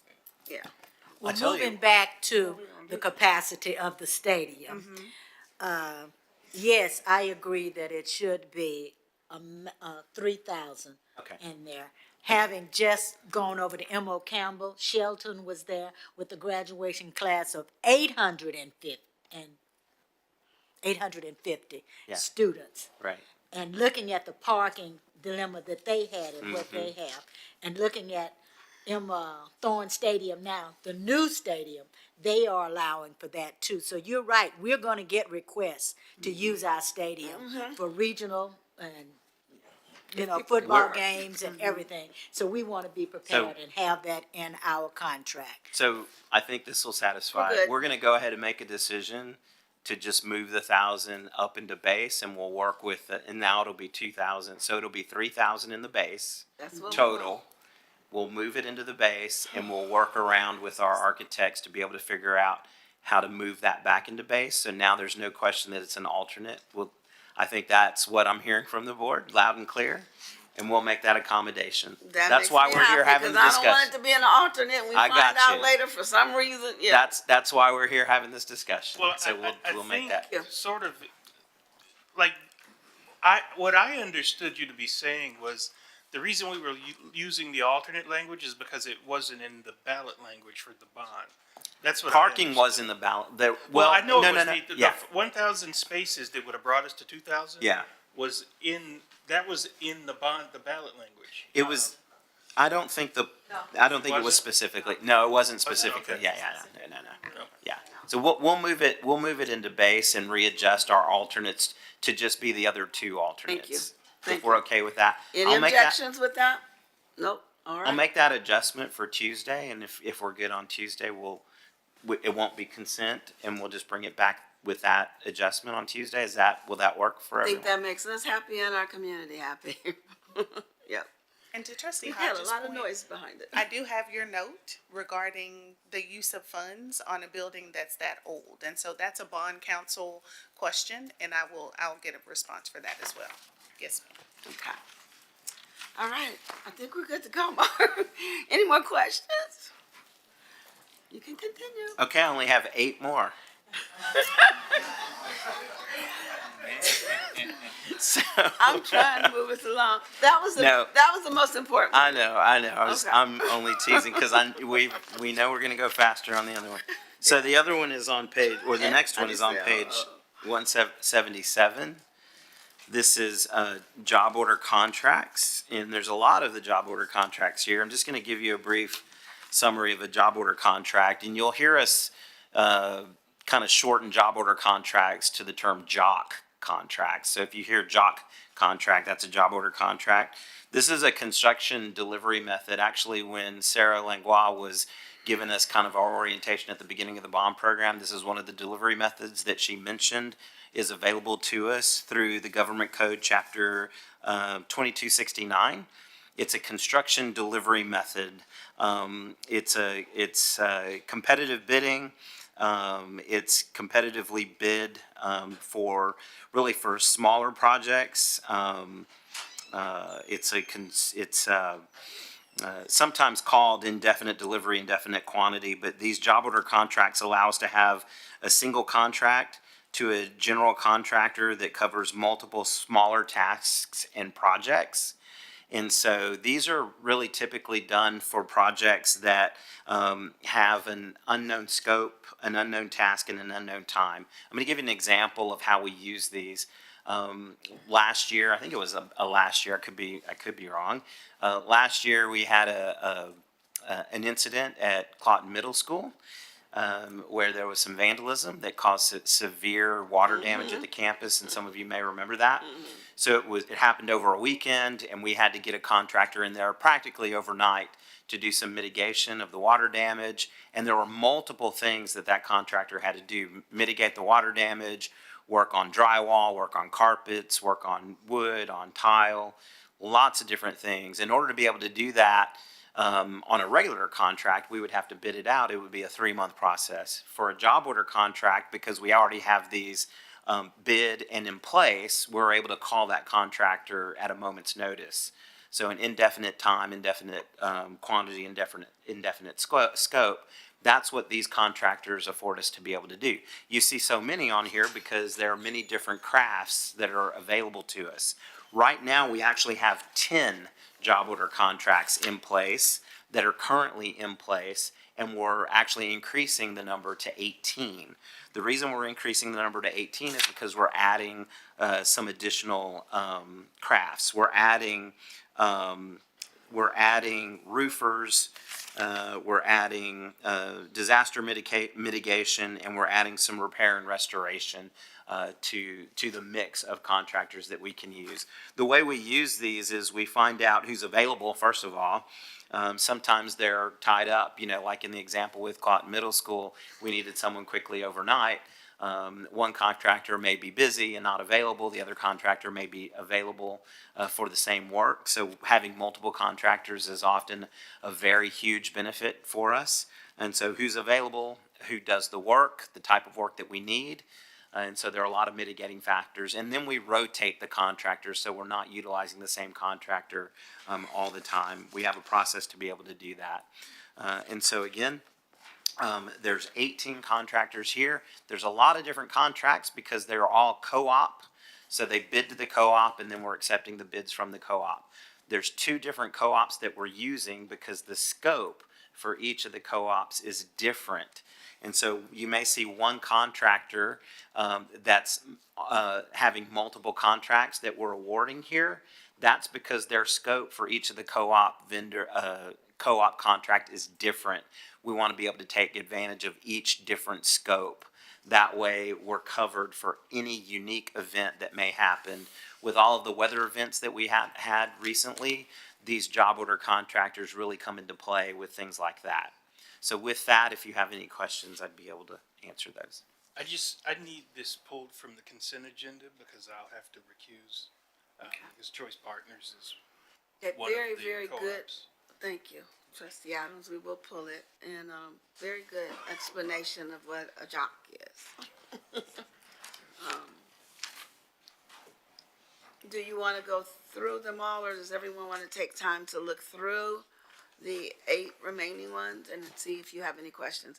And Trustee Adams, are you asking that we pull all of them or just one? I can't vote on any of the Choice Partners Okay, then cooperative let's just RFPs. pull them all and we'll vote on them individually on Tuesday to make sure we don't create a conflict of interest. You're just referring to the job order contract? Yes. Okay, yeah.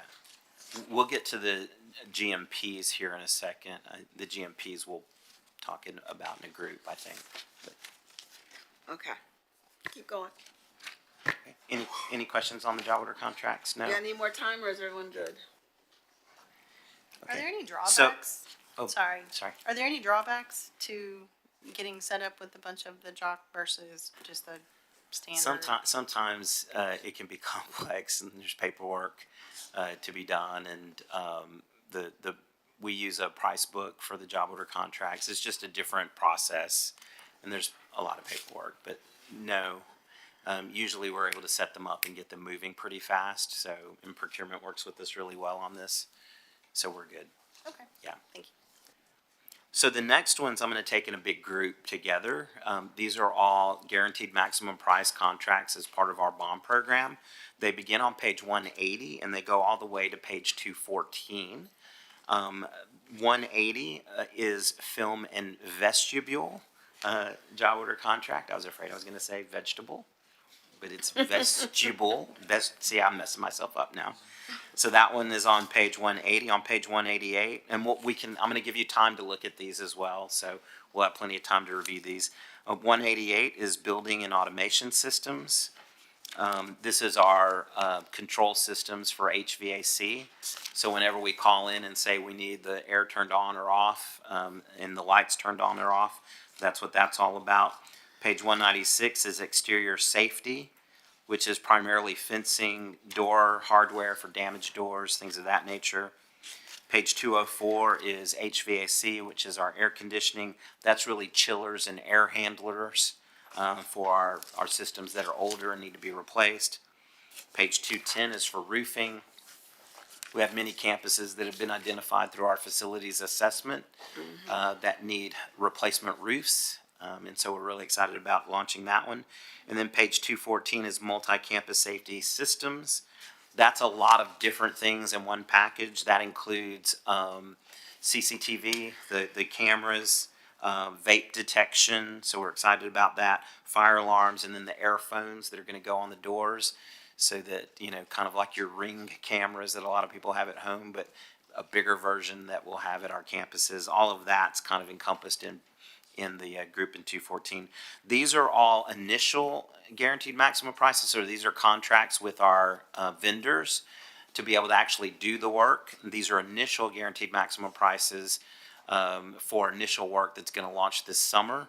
And then because the bond is a long bond, there will be more of these coming, but this is initial for all of these projects. So there's 6 of those, and I'll give you time to look those through and be happy to answer any questions if you have any on any of those. I don't have any questions on the GMP specifically. What I do have a question on is what protocols do we have in place to assess once we put these in place? I would think we would use the facility assessment that was done, but how do we determine in what order the work is done? I know we've got roofs leaking at Dewitt and Westfield, so, I mean, how are we determining how, through the priority? Yeah, the priorities are determined through the facility assessment and through our maintenance department. Sometimes the facility assessment doesn't catch things that the maintenance department sees or knows. And then the facility assessment was done a few years ago. Sometimes things change. We've had a lot of weather events since the facility assessment was done. So roofs have opened up that maybe weren't opened up before when the facility assessment was completed. So it's a combination of campus commentary and knowledge. Principles, right? Oh, yeah. That's what oh, I yeah. wanna 100%. hear. Like Dewitt, for Okay. example. Campus knowledge, maintenance knowledge, and facility assessment. If we just use the facility assessment, that's a snapshot in time. And so that's why we have to have other input to be on top of that as well. And then those are prioritized that way.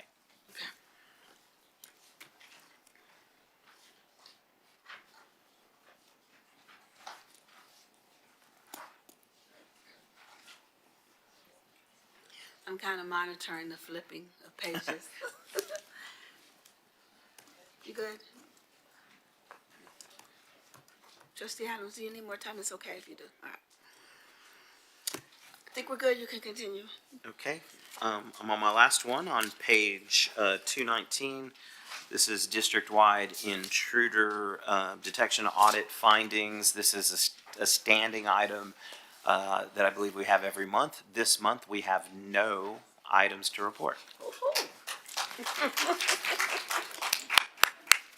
Yeah. Right, and that concludes my items. Thank you very much. Can I make a request? Since we're about to start all of these major projects and renovations, and, we always talk about equity and student voice and staff, I'd had a conversation with Dr. H one evening, and we were talking about, the state of some of the buildings. And I had mentioned to her, I said, an easy way to to see the world differently, I said, imagine walking into a building on your knees. Now you're seeing it from the child's level. And so just kind of thinking that as we start to make the painting and the all the wiring, and I know it's a lot, but just kind of adding that extra layer of worldview, I guess, as we're doing some of these projects. Okay. Yeah. I understand. Thank you. Thank you, Trustee Correa. All right, for our next item, I'd like to recognize our Chief of Human Resource Services, Dr. Terrell King.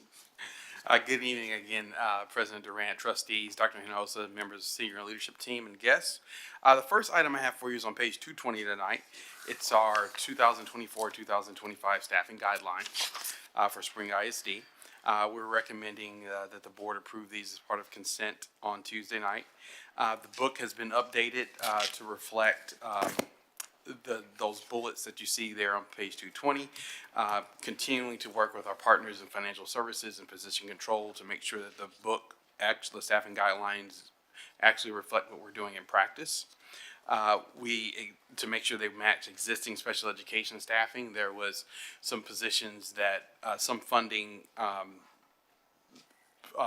formulas that were in last year's book that were older, that had been updated, but they didn't make it into the book. So now we sat down with our special ed team to update those changes, and it is a more generous funding for our special ed staffing. And so the challenge for us in HR, our challenge is to find the people to fill those positions. an updated secondary teacher formula, like I spoke on earlier, that aligns with the ABL, the recommendations from ABL. You'll find a sample of that for middle schools on page 227. If you look under teacher and regular classroom on page 227, you'll see the formula there, which is class courses taken, which at the middle school level is 8, each student takes 8 courses, times whatever the student projection is. So if the projection is 1,000 students for next school year, 8 times 1,000, and then that's divided by the number of courses taught. So teachers at our middle schools teach 7 out of 8, and times that 30 represents the target seats in each class. And so that formula tells you, for your master schedule, how many sections and teachers you need for your master schedule. And so we went with we didn't do this fully, remember we did with the moderate implementation this year, but so you see that note that says phased in formula to minimize disruption to campus staffing. But that's an example, and there's one of the high schools has a very similar formula as well. Staffing guidelines are now included for the Spring Empowerment Academy, or DAEP, which will open for the 24-25 school year. The board approved the addition of 5 197-day police officers and 1 sergeant because of the requirements of House Bill 3. And then the book has been revised to remove the positions eliminated during the proposed 24-25 spring ISD budget that we've discussed previously. And so feel free to, I'll entertain any questions you might have. I just have a question that we are, our systems are aligned so that all of this is now collaborating between e-finance, HR, that, we're. Yes, and so we are in the middle of a year-long project. We're not the middle, we're near the end of an implementation of 3 separate projects that will complete the integration in between finance and HRS. The first phase completed, launched in March. It was the launch of our new applicant tracking system. And the reason we went to a new applicant tracking system was because our previous product did not talk to eFinance Plus. So on the HR side, someone was recommended to hire. We have all their paperwork, and then when it's time to get it in eFinance Plus, we have to print it all and then rekey it, and that causes delays. So we were with Frontline AppleTrack. Now we are with PowerSchool Talent Ed, and PowerSchool is also the company that owns eFinance Plus. So that was the first step. So we got that in place. The second piece we're implementing right now is PowerSchool Records. And so that is how we will, the platform we're using right now to send out new hire packets and to manage staff forms is not integrated into eFinance Plus. So once again, someone sends their new hire packet paperwork in, or the new employee packet paperwork in, it's got to be printed, it's got to be rekeyed manually into the system. Now, since Records is also part of PowerSchool, when we send out your new hire paperwork, you fill it out electronically, it's automatically integrated back into eFinance Plus. So that saves the rekeying, that saves that it increases the processing time when someone is recommended to hire, to getting them actually on board and getting them a contract. The third piece makes all the magic happen, and it's called the Bridge. The Bridge allows Talent Ed and Records to talk to eFinance. So once we get Records set up and formatted, we will then build the bridge so all the programs can talk to each other. So that then we're looking, and I'm going to turn to Dr. McKeithen and Bridget. Is July 1st? Go. Yes, actually, hopefully a little bit sooner. Yeah. She needs to approach the mic. Oh, would you come to the mic? Will you come to the mic, Bridget?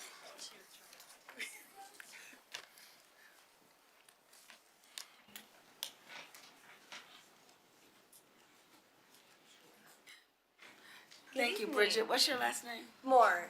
Thank you, Ms. Moore. Bridget Moore. I'm the Director of Compensation, Benefits, and Leaves. It's nice Welcome. to see you all this evening. So yes, and I'm really excited. My team is excited about this because it is going to make for automation instead of manual entry. It is going to be wonderful. So we are at the end. Actually, Ann's team has already built the API or that bridge, and so it is going one way. It is supposed to go both ways, and so they're finalizing the back and forth. So that is in place. We're also finalizing the workflows for our forms. So those workflows will go from compensation to the new hire candidates and then back to compensation and into e-finance without anyone manually entering anything. So it is going to be wonderful. So we really should be done in the next couple of weeks before the end of June, for sure. Perfect. Thank you. Yes, thank so you much. all.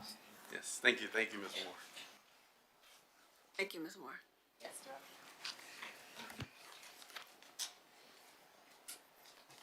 Any That's questions? the off answer. That was the answer to my question. It made me happy. Oh, okay. Okay. I do have one thought I would like to drop in our consciousness, I suppose, as we consider shifting our culture. Language is very powerful, and as I peruse through here, we have our at-risk assistant principals and our at-risk counselor and our at-risk teachers and at-risk staffing, and I recognize that is a state category. I think it's important to consider how we label our students, and when kids hear that they are at risk, how they start to internalize, and what they start to think about themselves. When we say things like you're low, you're at risk, and oftentimes these things that the reasons they're categorized this way is no fault of their own. And so I know Ms. Walker Ms. Tracy Walker says at promise. That's a consideration of a book I'm reading, calls them genius. I think that's something that we should consider. I know that's the state, we can't change the state, but as a district, we should consider different language of how we label our students, how we label those counselors that are working with those particular students, because that makes an impact on them over time. So just wanted to add that. That's an awesome call out. Yes, and I will take that back to our SLT, because this asset-based language instead of deficit-based language, and so that's definitely something, that's a great suggestion, so we will No work on that. concerns from anybody in the body? No, okay. I was just trying to use the AR in some other way, so I'll try to think of another few things for us to choose from. Yes, please give us your suggestions too. We'll be probably the first. Thank you. And so if there are no more questions on the staffing guidelines, my next item is on page 253, and it is a recommendation for our District of Innovation teacher program. And so we're just finishing our second year of having District of Innovation teachers in our district, and it's been a learning process for us in Spring ISD. One of the things and so this change is to help strengthen, to make sure we're providing incentives and clear communication that the purpose of a DOI teacher is to eventually end up as a certified teacher, that not to be a DOI teacher and be uncertified for life, but it's to provide a pathway to the classroom while you're working on your teacher certification. And so what this recommendation does, it splits our DOI teachers into two categories, emerging DOI teachers and aspiring DOI teachers. And so on page, oh, it's not numbered, 254, you'll see the requirements for aspiring teachers, and then on the following page for emerging teachers.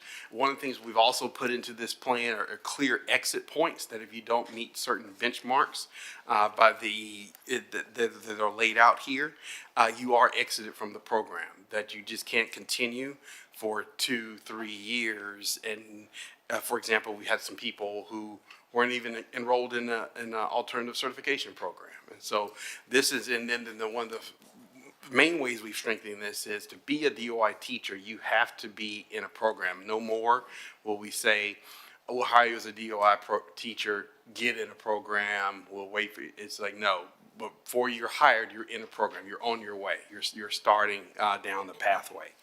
As an incentive, as for them, if you come in, if you're just fresh in a program, you've not received authorization to test, or you've not passed any of your content exams, the recommendation here for our aspiring teachers is they start at a salary not where our starting teachers or our emerging teachers start, which is $60,500. They start at a salary of $55,500. That's also been a learning incentive, because it was like, well, why get in a program if you're paying me the same as a regular teacher? And so you will get that as you make progress and you move on. And so, but if you, even when you do get that salary as an emerging teacher, as you can see there, the cutoff language, I mean, the exit criteria, if you don't make progress in that year, you will be exited from the program. You're ineligible for hire as a DOI teacher. And so and we're providing support to them along the way, and we are clearly checking. We have our team here who has worked diligently on this process and will be monitoring it. I want to introduce Dr. Alejandro Gonzalez, our Assistant Superintendent for Talent Acquisition and Engagement, and our Program Director for this, our Director, Ms. Tiffany Weston. Oh, our Director of Teacher Pipelines. And so Ms. Weston works diligently day in and day out, tracking our DOI teachers, help design this plan, and is working to support them and all of our teachers in our other pathway programs towards certification. And so we believe that this, so the request for the board is to create a new category of teacher, the DOI aspiring teacher, with a salary of $55,500.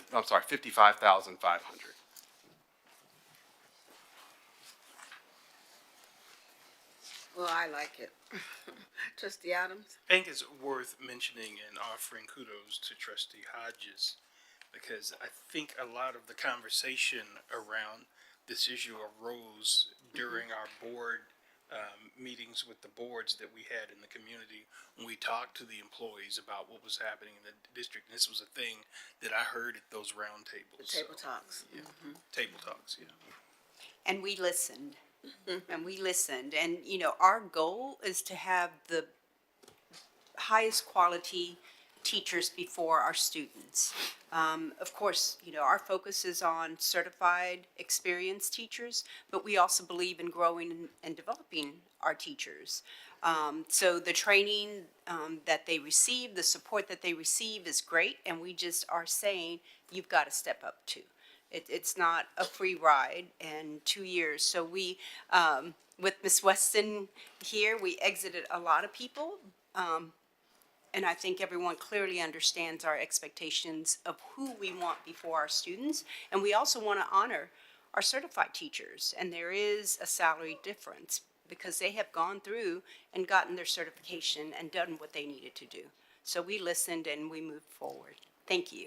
And yes, Ms. Hodges, yeah, I hear our teachers out there. But Ms. Hodges also brought it to this table, this discussion. Yes, she did. And so, you know, absolutely, thank you. Okay. Thank you. I got so into that conversation, I lost my spot. Thank you, Dr. King. For our next item, I'd like to recognize our Chief of Academics and School Leadership, Dr. Craig Ware. Thank you so much, President Durant, Trustees, Superintendent Hinojosa. On page 256 in your binder, we are looking at an item that comes to the school board every single year. And this is the approval of our TEAC certification and for our TEA annual textbook allotment. So basically, we are providing the board with the documentation showing that we are using TEKS approved instructional materials. It's the board's charge to approve that we are indeed utilizing TEKS instructional materials, which then would allow us to open up our instructional material allotment and technology funds for us to continue to be using to purchase instructional materials for the upcoming school year.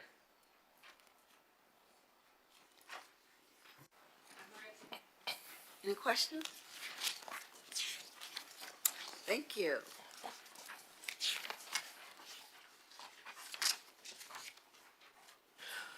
You can Okay, continue. okay, I'm gonna breeze right through it. Okay. Okay. All right, the next one, board, on page 261, we're looking at an MOU with the Harris County Juvenile Justice Alternative Education Program with our JJAEP program. This is also an annual MOU that comes before the board for approval. Basically, this is something that we bring to the board to continue to reserve the seats that we are anticipating at utilizing. One thing I will make note is that this does say 6 discretionary spaces, but we did have communication with Harris County that we would open that allotment up to 10 spaces. I also wanted to reiterate as well with the board that we are only charged for the spaces that we are pursuing. So basically, any space that we use that we deem from the district is the the spaces that we pay for. We do not pay for any spaces that the county or the juvenile system puts students in. So it's only students that we would pay from the district that we are recommending to JJAEP. So we are going to get 10 allotted spaces. And this, again, is just a standard MOU for the board's approval for next year. So that is an increase, and they're on page 70. We appreciate you sharing the information from our neighboring districts and what their Yes, ma'am. totals are. Anyone have any questions on this item?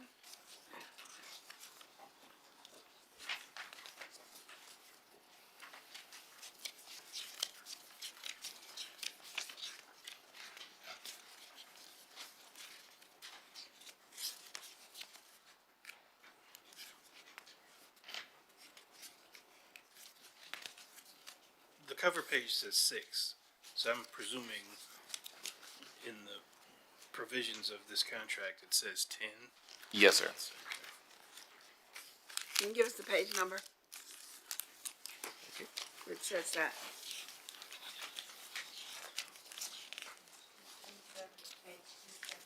Trustee Adams is on 270. 272.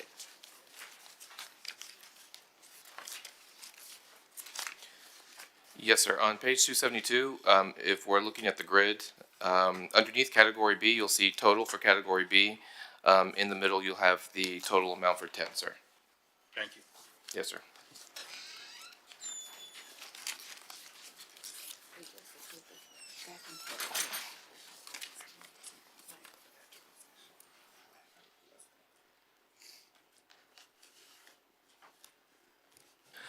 Okay, moving on to page 276 in your binder. This next one is a memorandum of understanding with the Graduation Alliance. What we are asking is for the board to approve this MOU. The Graduation Alliance is an organization that specializes in working with students that are significantly impacted with life that would inhibit them from pursuing alternative forms of education, such as Momentum. This organization would open up an alternative level of education that would be purely computer-based, and this organization also actively recruits and seeks out students that have been difficult to reach, that are considered dropouts. This organization also is TEA approved. They utilize a curriculum that is an approved K-12 online curriculum called Quality Matters, which is also approved through the state. This organization also provides a local advocate as well as a education coach that would also provide wraparound services to the specific students that would need this type of alternative support. So their whole job is to be able to recover students that would be deemed as a dropout under our within our school district. The aim also is for they can pursue students up to the age of 26. Also students that are English language learners, special education, students who are pregnant, also students that also need to work, different shifts or what have you, also would be able to qualify to be part of this online-based program. Wouldn't we want them to come to Moment? Sorry, you were like. I'm sorry. Wouldn't we want them to ideally come to Momentum? We do. Ultimately, Momentum will always be our first choice, but we always do encounter students where even Momentum might not be a viable option for them for different life circumstances. This is when this organization would be able to pivot in and be able to provide that different alternative-based type of instruction. And they would also provide all the equipment, all the instructional material, they provide the laptop, they also even provide the Wi-Fi cards, just in case that the student at home does not have access to Wi-Fi. So this organization provides all of the instructional material needed for the children to be successful. So that's what I was gonna say. What do they offer that Momentum doesn't? So they give them. So I think one of the biggest pieces that they do give them is an advocate, a tutor, a coach that is with them, calling them, going to their home, supporting them. They also have a parent advocate that helps the families. I think Dr. Cuellar was talking about the wraparound services. Okay. This is really those students that we have labeled as either already dropouts or we cannot find them. So we code them in the system as 98s. This partnership, this vendor goes to their homes, tracks them down, goes to their employers, tracks them down, and then figures out what's the best plan for them. Like we said, Momentum is our top choice. So it's like beyond. It's beyond. It's for those kiddos that are beyond. And we do have many kids that are working, that are just, school is not their priority. And so the other great piece is that not only do they have a coach that keeps up with them and make sure that they're working, they're taking bite-sized courses. And for us, they have to complete their course for us to gain the ADA funding. So there's no charge. If the student unfortunately fails or doesn't pull through, then it's not a credit to them or to us. But it is that extra support of the coach that's with them and the parent advocate that's with them that we are not able to provide that one-on-one. And they're getting a diploma, not a GED? Yes, they get a diploma, not a GED. Okay. They are official graduates, and that's a big difference, especially when they get out into the workforce. They get a high school diploma. They would be graduating from Spring ISD. They'll count back to where they were at. And so, if you'll recall, after the pandemic, our enrollment went down. We're trying to figure out where these kiddos are at. We saw our graduation this past week. Our graduation cohort or graduates used to be 700, and you saw we were not there. And so it is finding those kids that are not graduating, finding those dropouts. And so for us, it's really critical that we get back up to that 92% graduation rate. Right now, in some of our schools, we're below that 90%. And our dropout rate, specifically for our English language learners, continues to increase. We had gotten it down, and after the pandemic, it's going back up. We find that many of those students are actually working. I have some concerns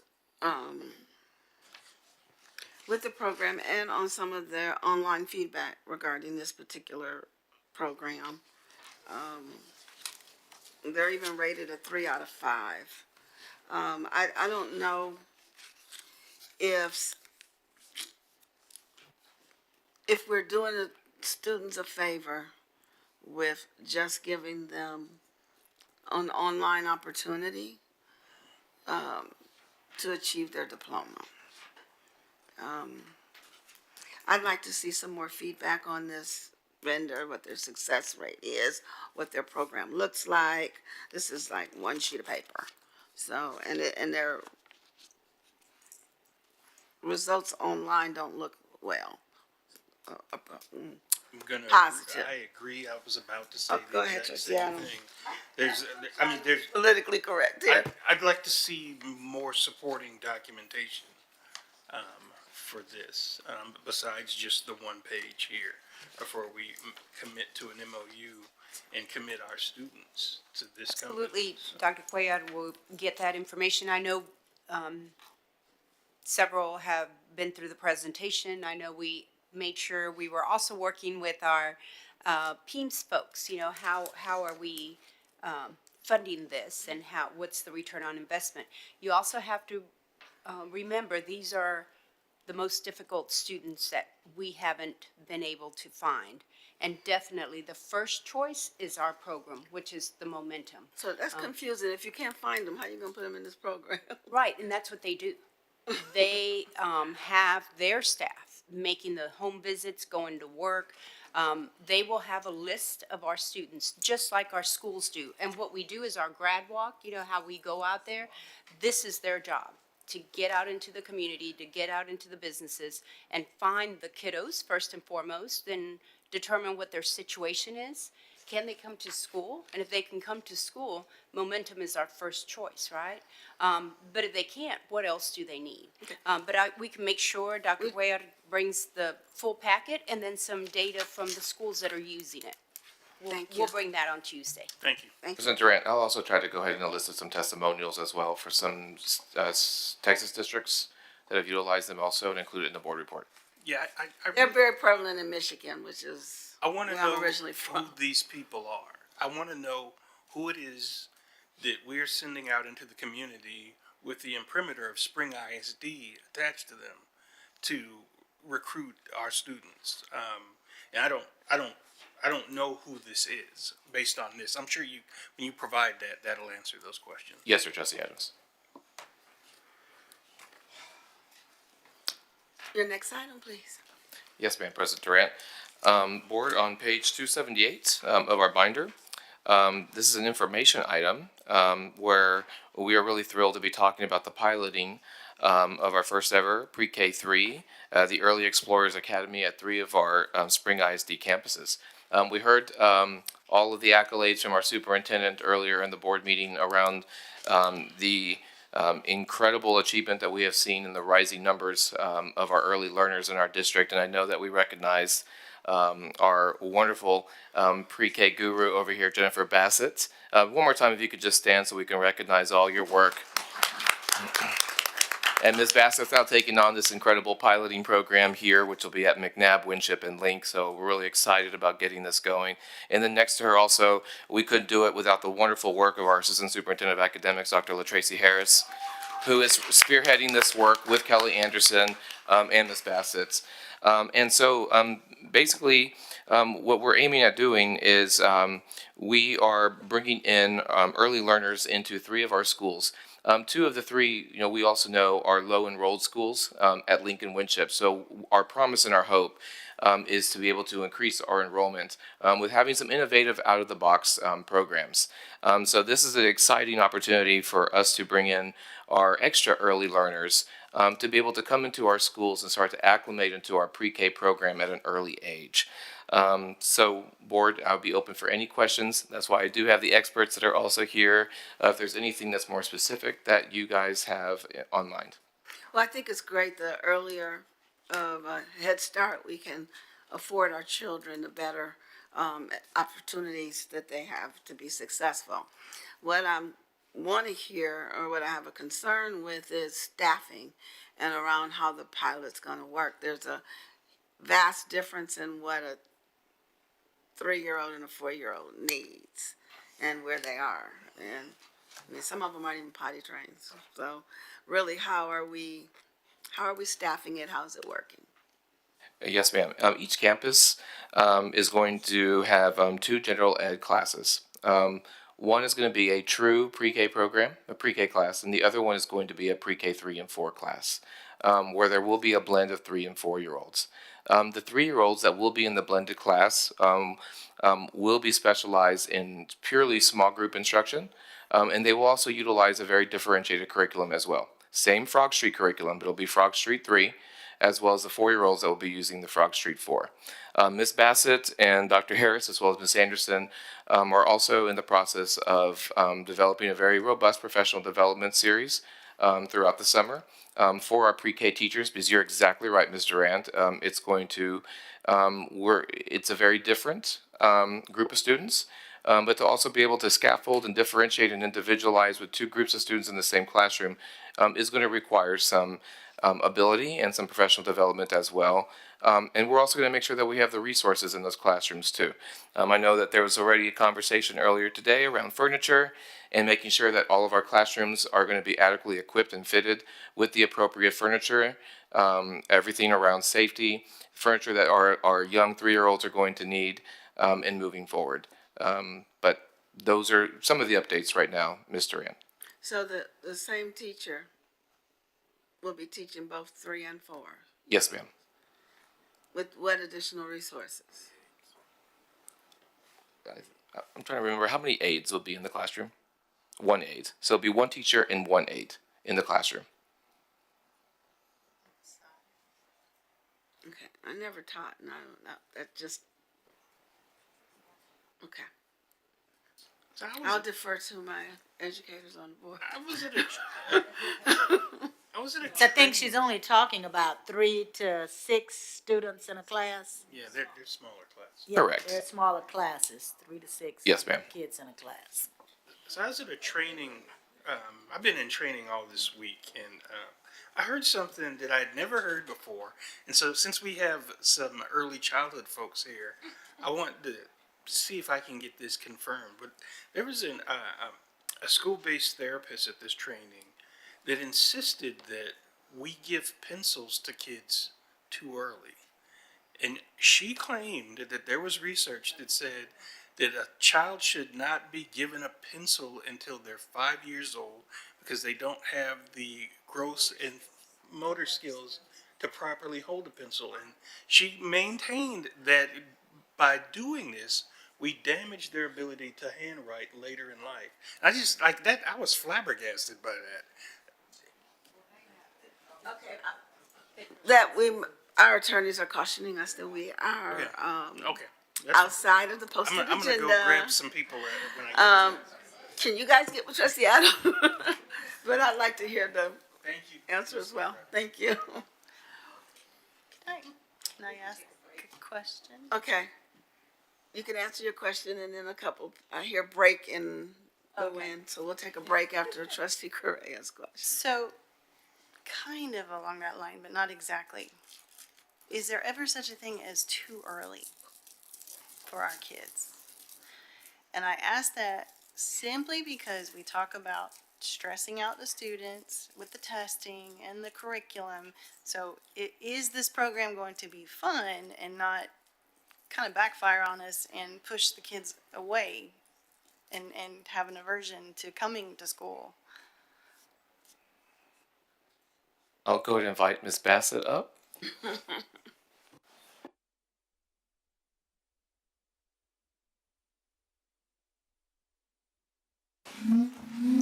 I would love to answer that question, and thank you so much for allowing me to be here tonight. It's really great to meet all of you. Too early. So the pre-K3 curriculum that Frog Street has is play-based. There's a lot of indoor-outdoor discovery that happens and takes place so that kids can learn the most important skills that they need to be successful in later years in a playful way. It is all play-based. And I know I showed Dr. Hinojosa side by side of the pre-K3 curriculum and the pre-K4 curriculum, as well as the pre-K3 and 4 guidelines side by side, so that you understood, or that she understood and our teachers understand the developmental differences between the two groups. One of the challenges is having the two groups in one classroom together, and that's why my team has been working really diligently and preparing a scope and sequence that allows teachers to see the side-by-side so that we can help the paraprofessionals in the classroom provide that play-based supplement that they need in order to succeed and have fun in the classroom. Essentially, what I think is going to happen is that these kids are going to love being in the classroom.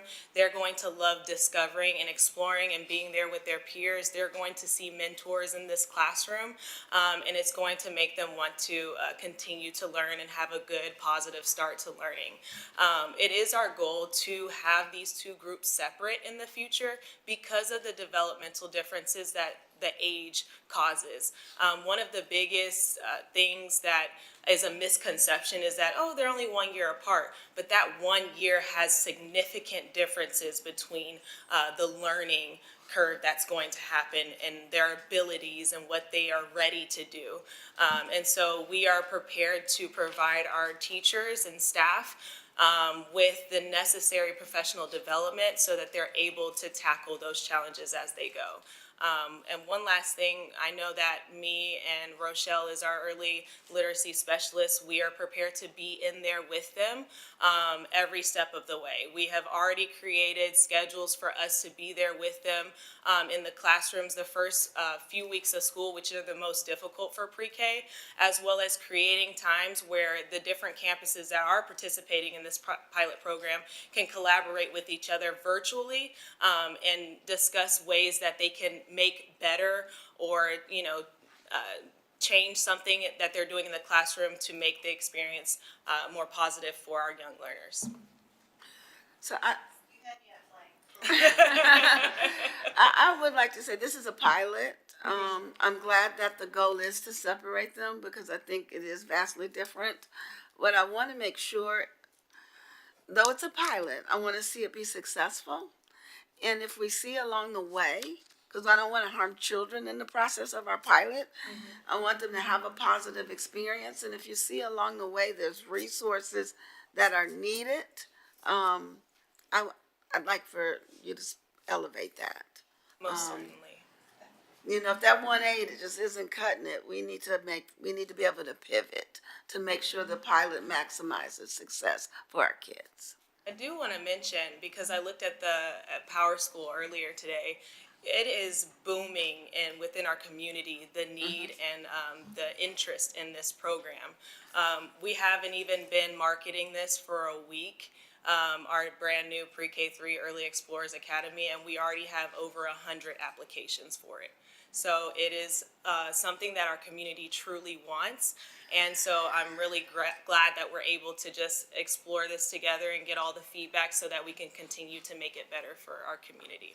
I think in our community we've got pockets of food deserts and childcare deserts. So I would imagine there's a great demand for it. That's why I just want to make sure that we give it all we have.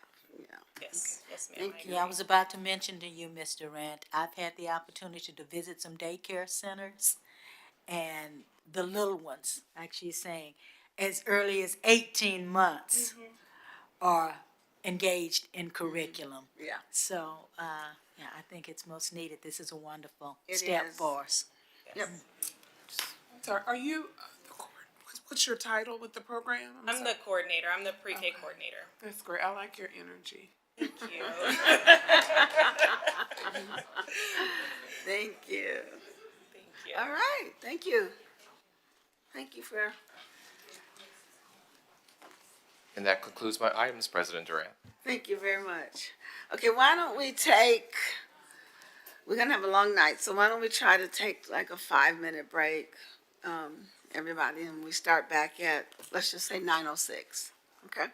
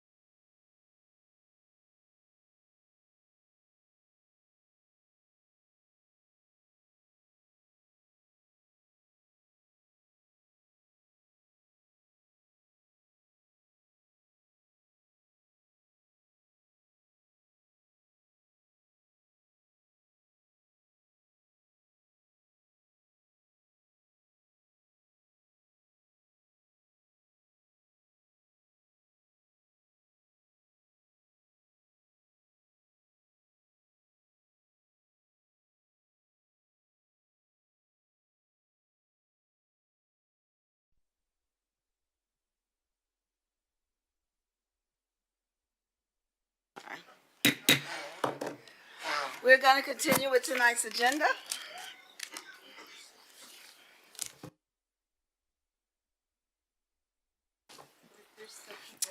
For our next item, I'd like to recognize our Chief of Innovation and Student Success, Dr. Matthew Parasol.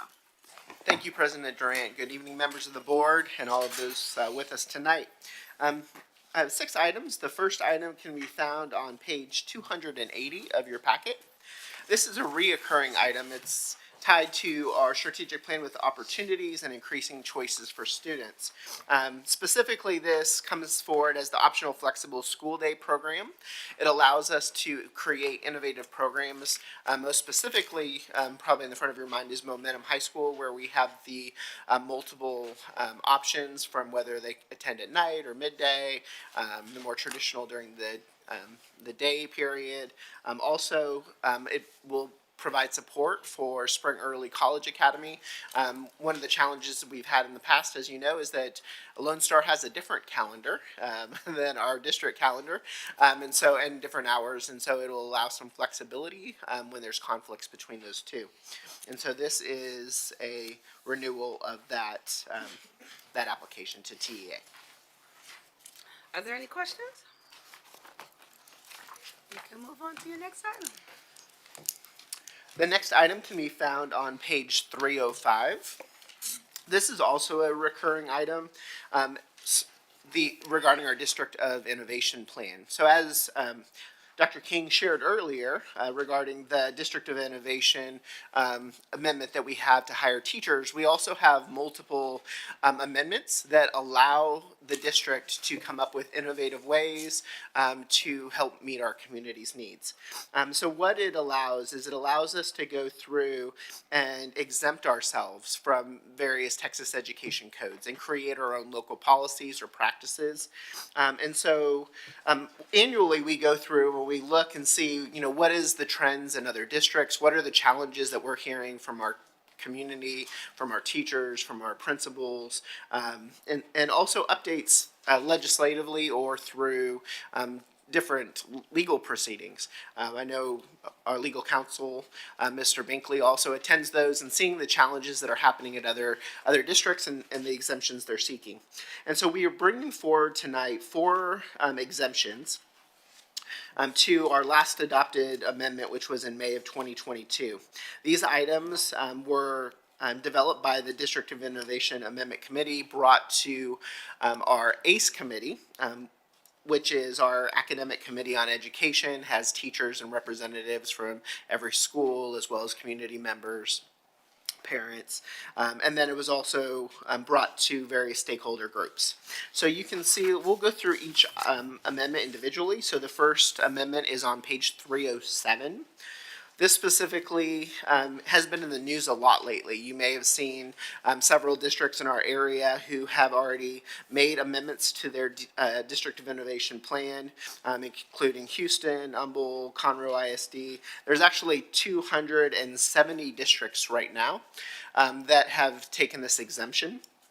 And what it is the state changed the rules last year, the legislative passed requirement for DEAP placement for a very broad group of experiences that students might have regarding vaping. So whether they were in possession of it, it could have been sitting in their car, left over from a family member, could have been actually vaping, could have had been laced with other illicit drugs. So there's a number of things. However, all of those items required automatic DEAP placement. And so what this exemption would allow is allow us to utilize other measures and create a tiered response to tobacco-based vaping. So such things as counseling services, in-school suspension, restorative practices, and that if it was a THC product, then it would fall underneath the same consequences that are currently in place for illicit drugs.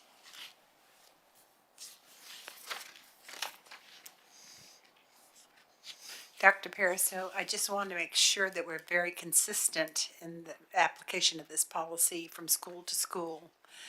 And I think this tiered approach is completely appropriate, because I think there's a huge difference between a student who is found with vape product in their pocket and they didn't even know it was there, or they claim they didn't know it was there, to compared to a student who's selling something like that. So I just want to make sure we're consistent. Okay.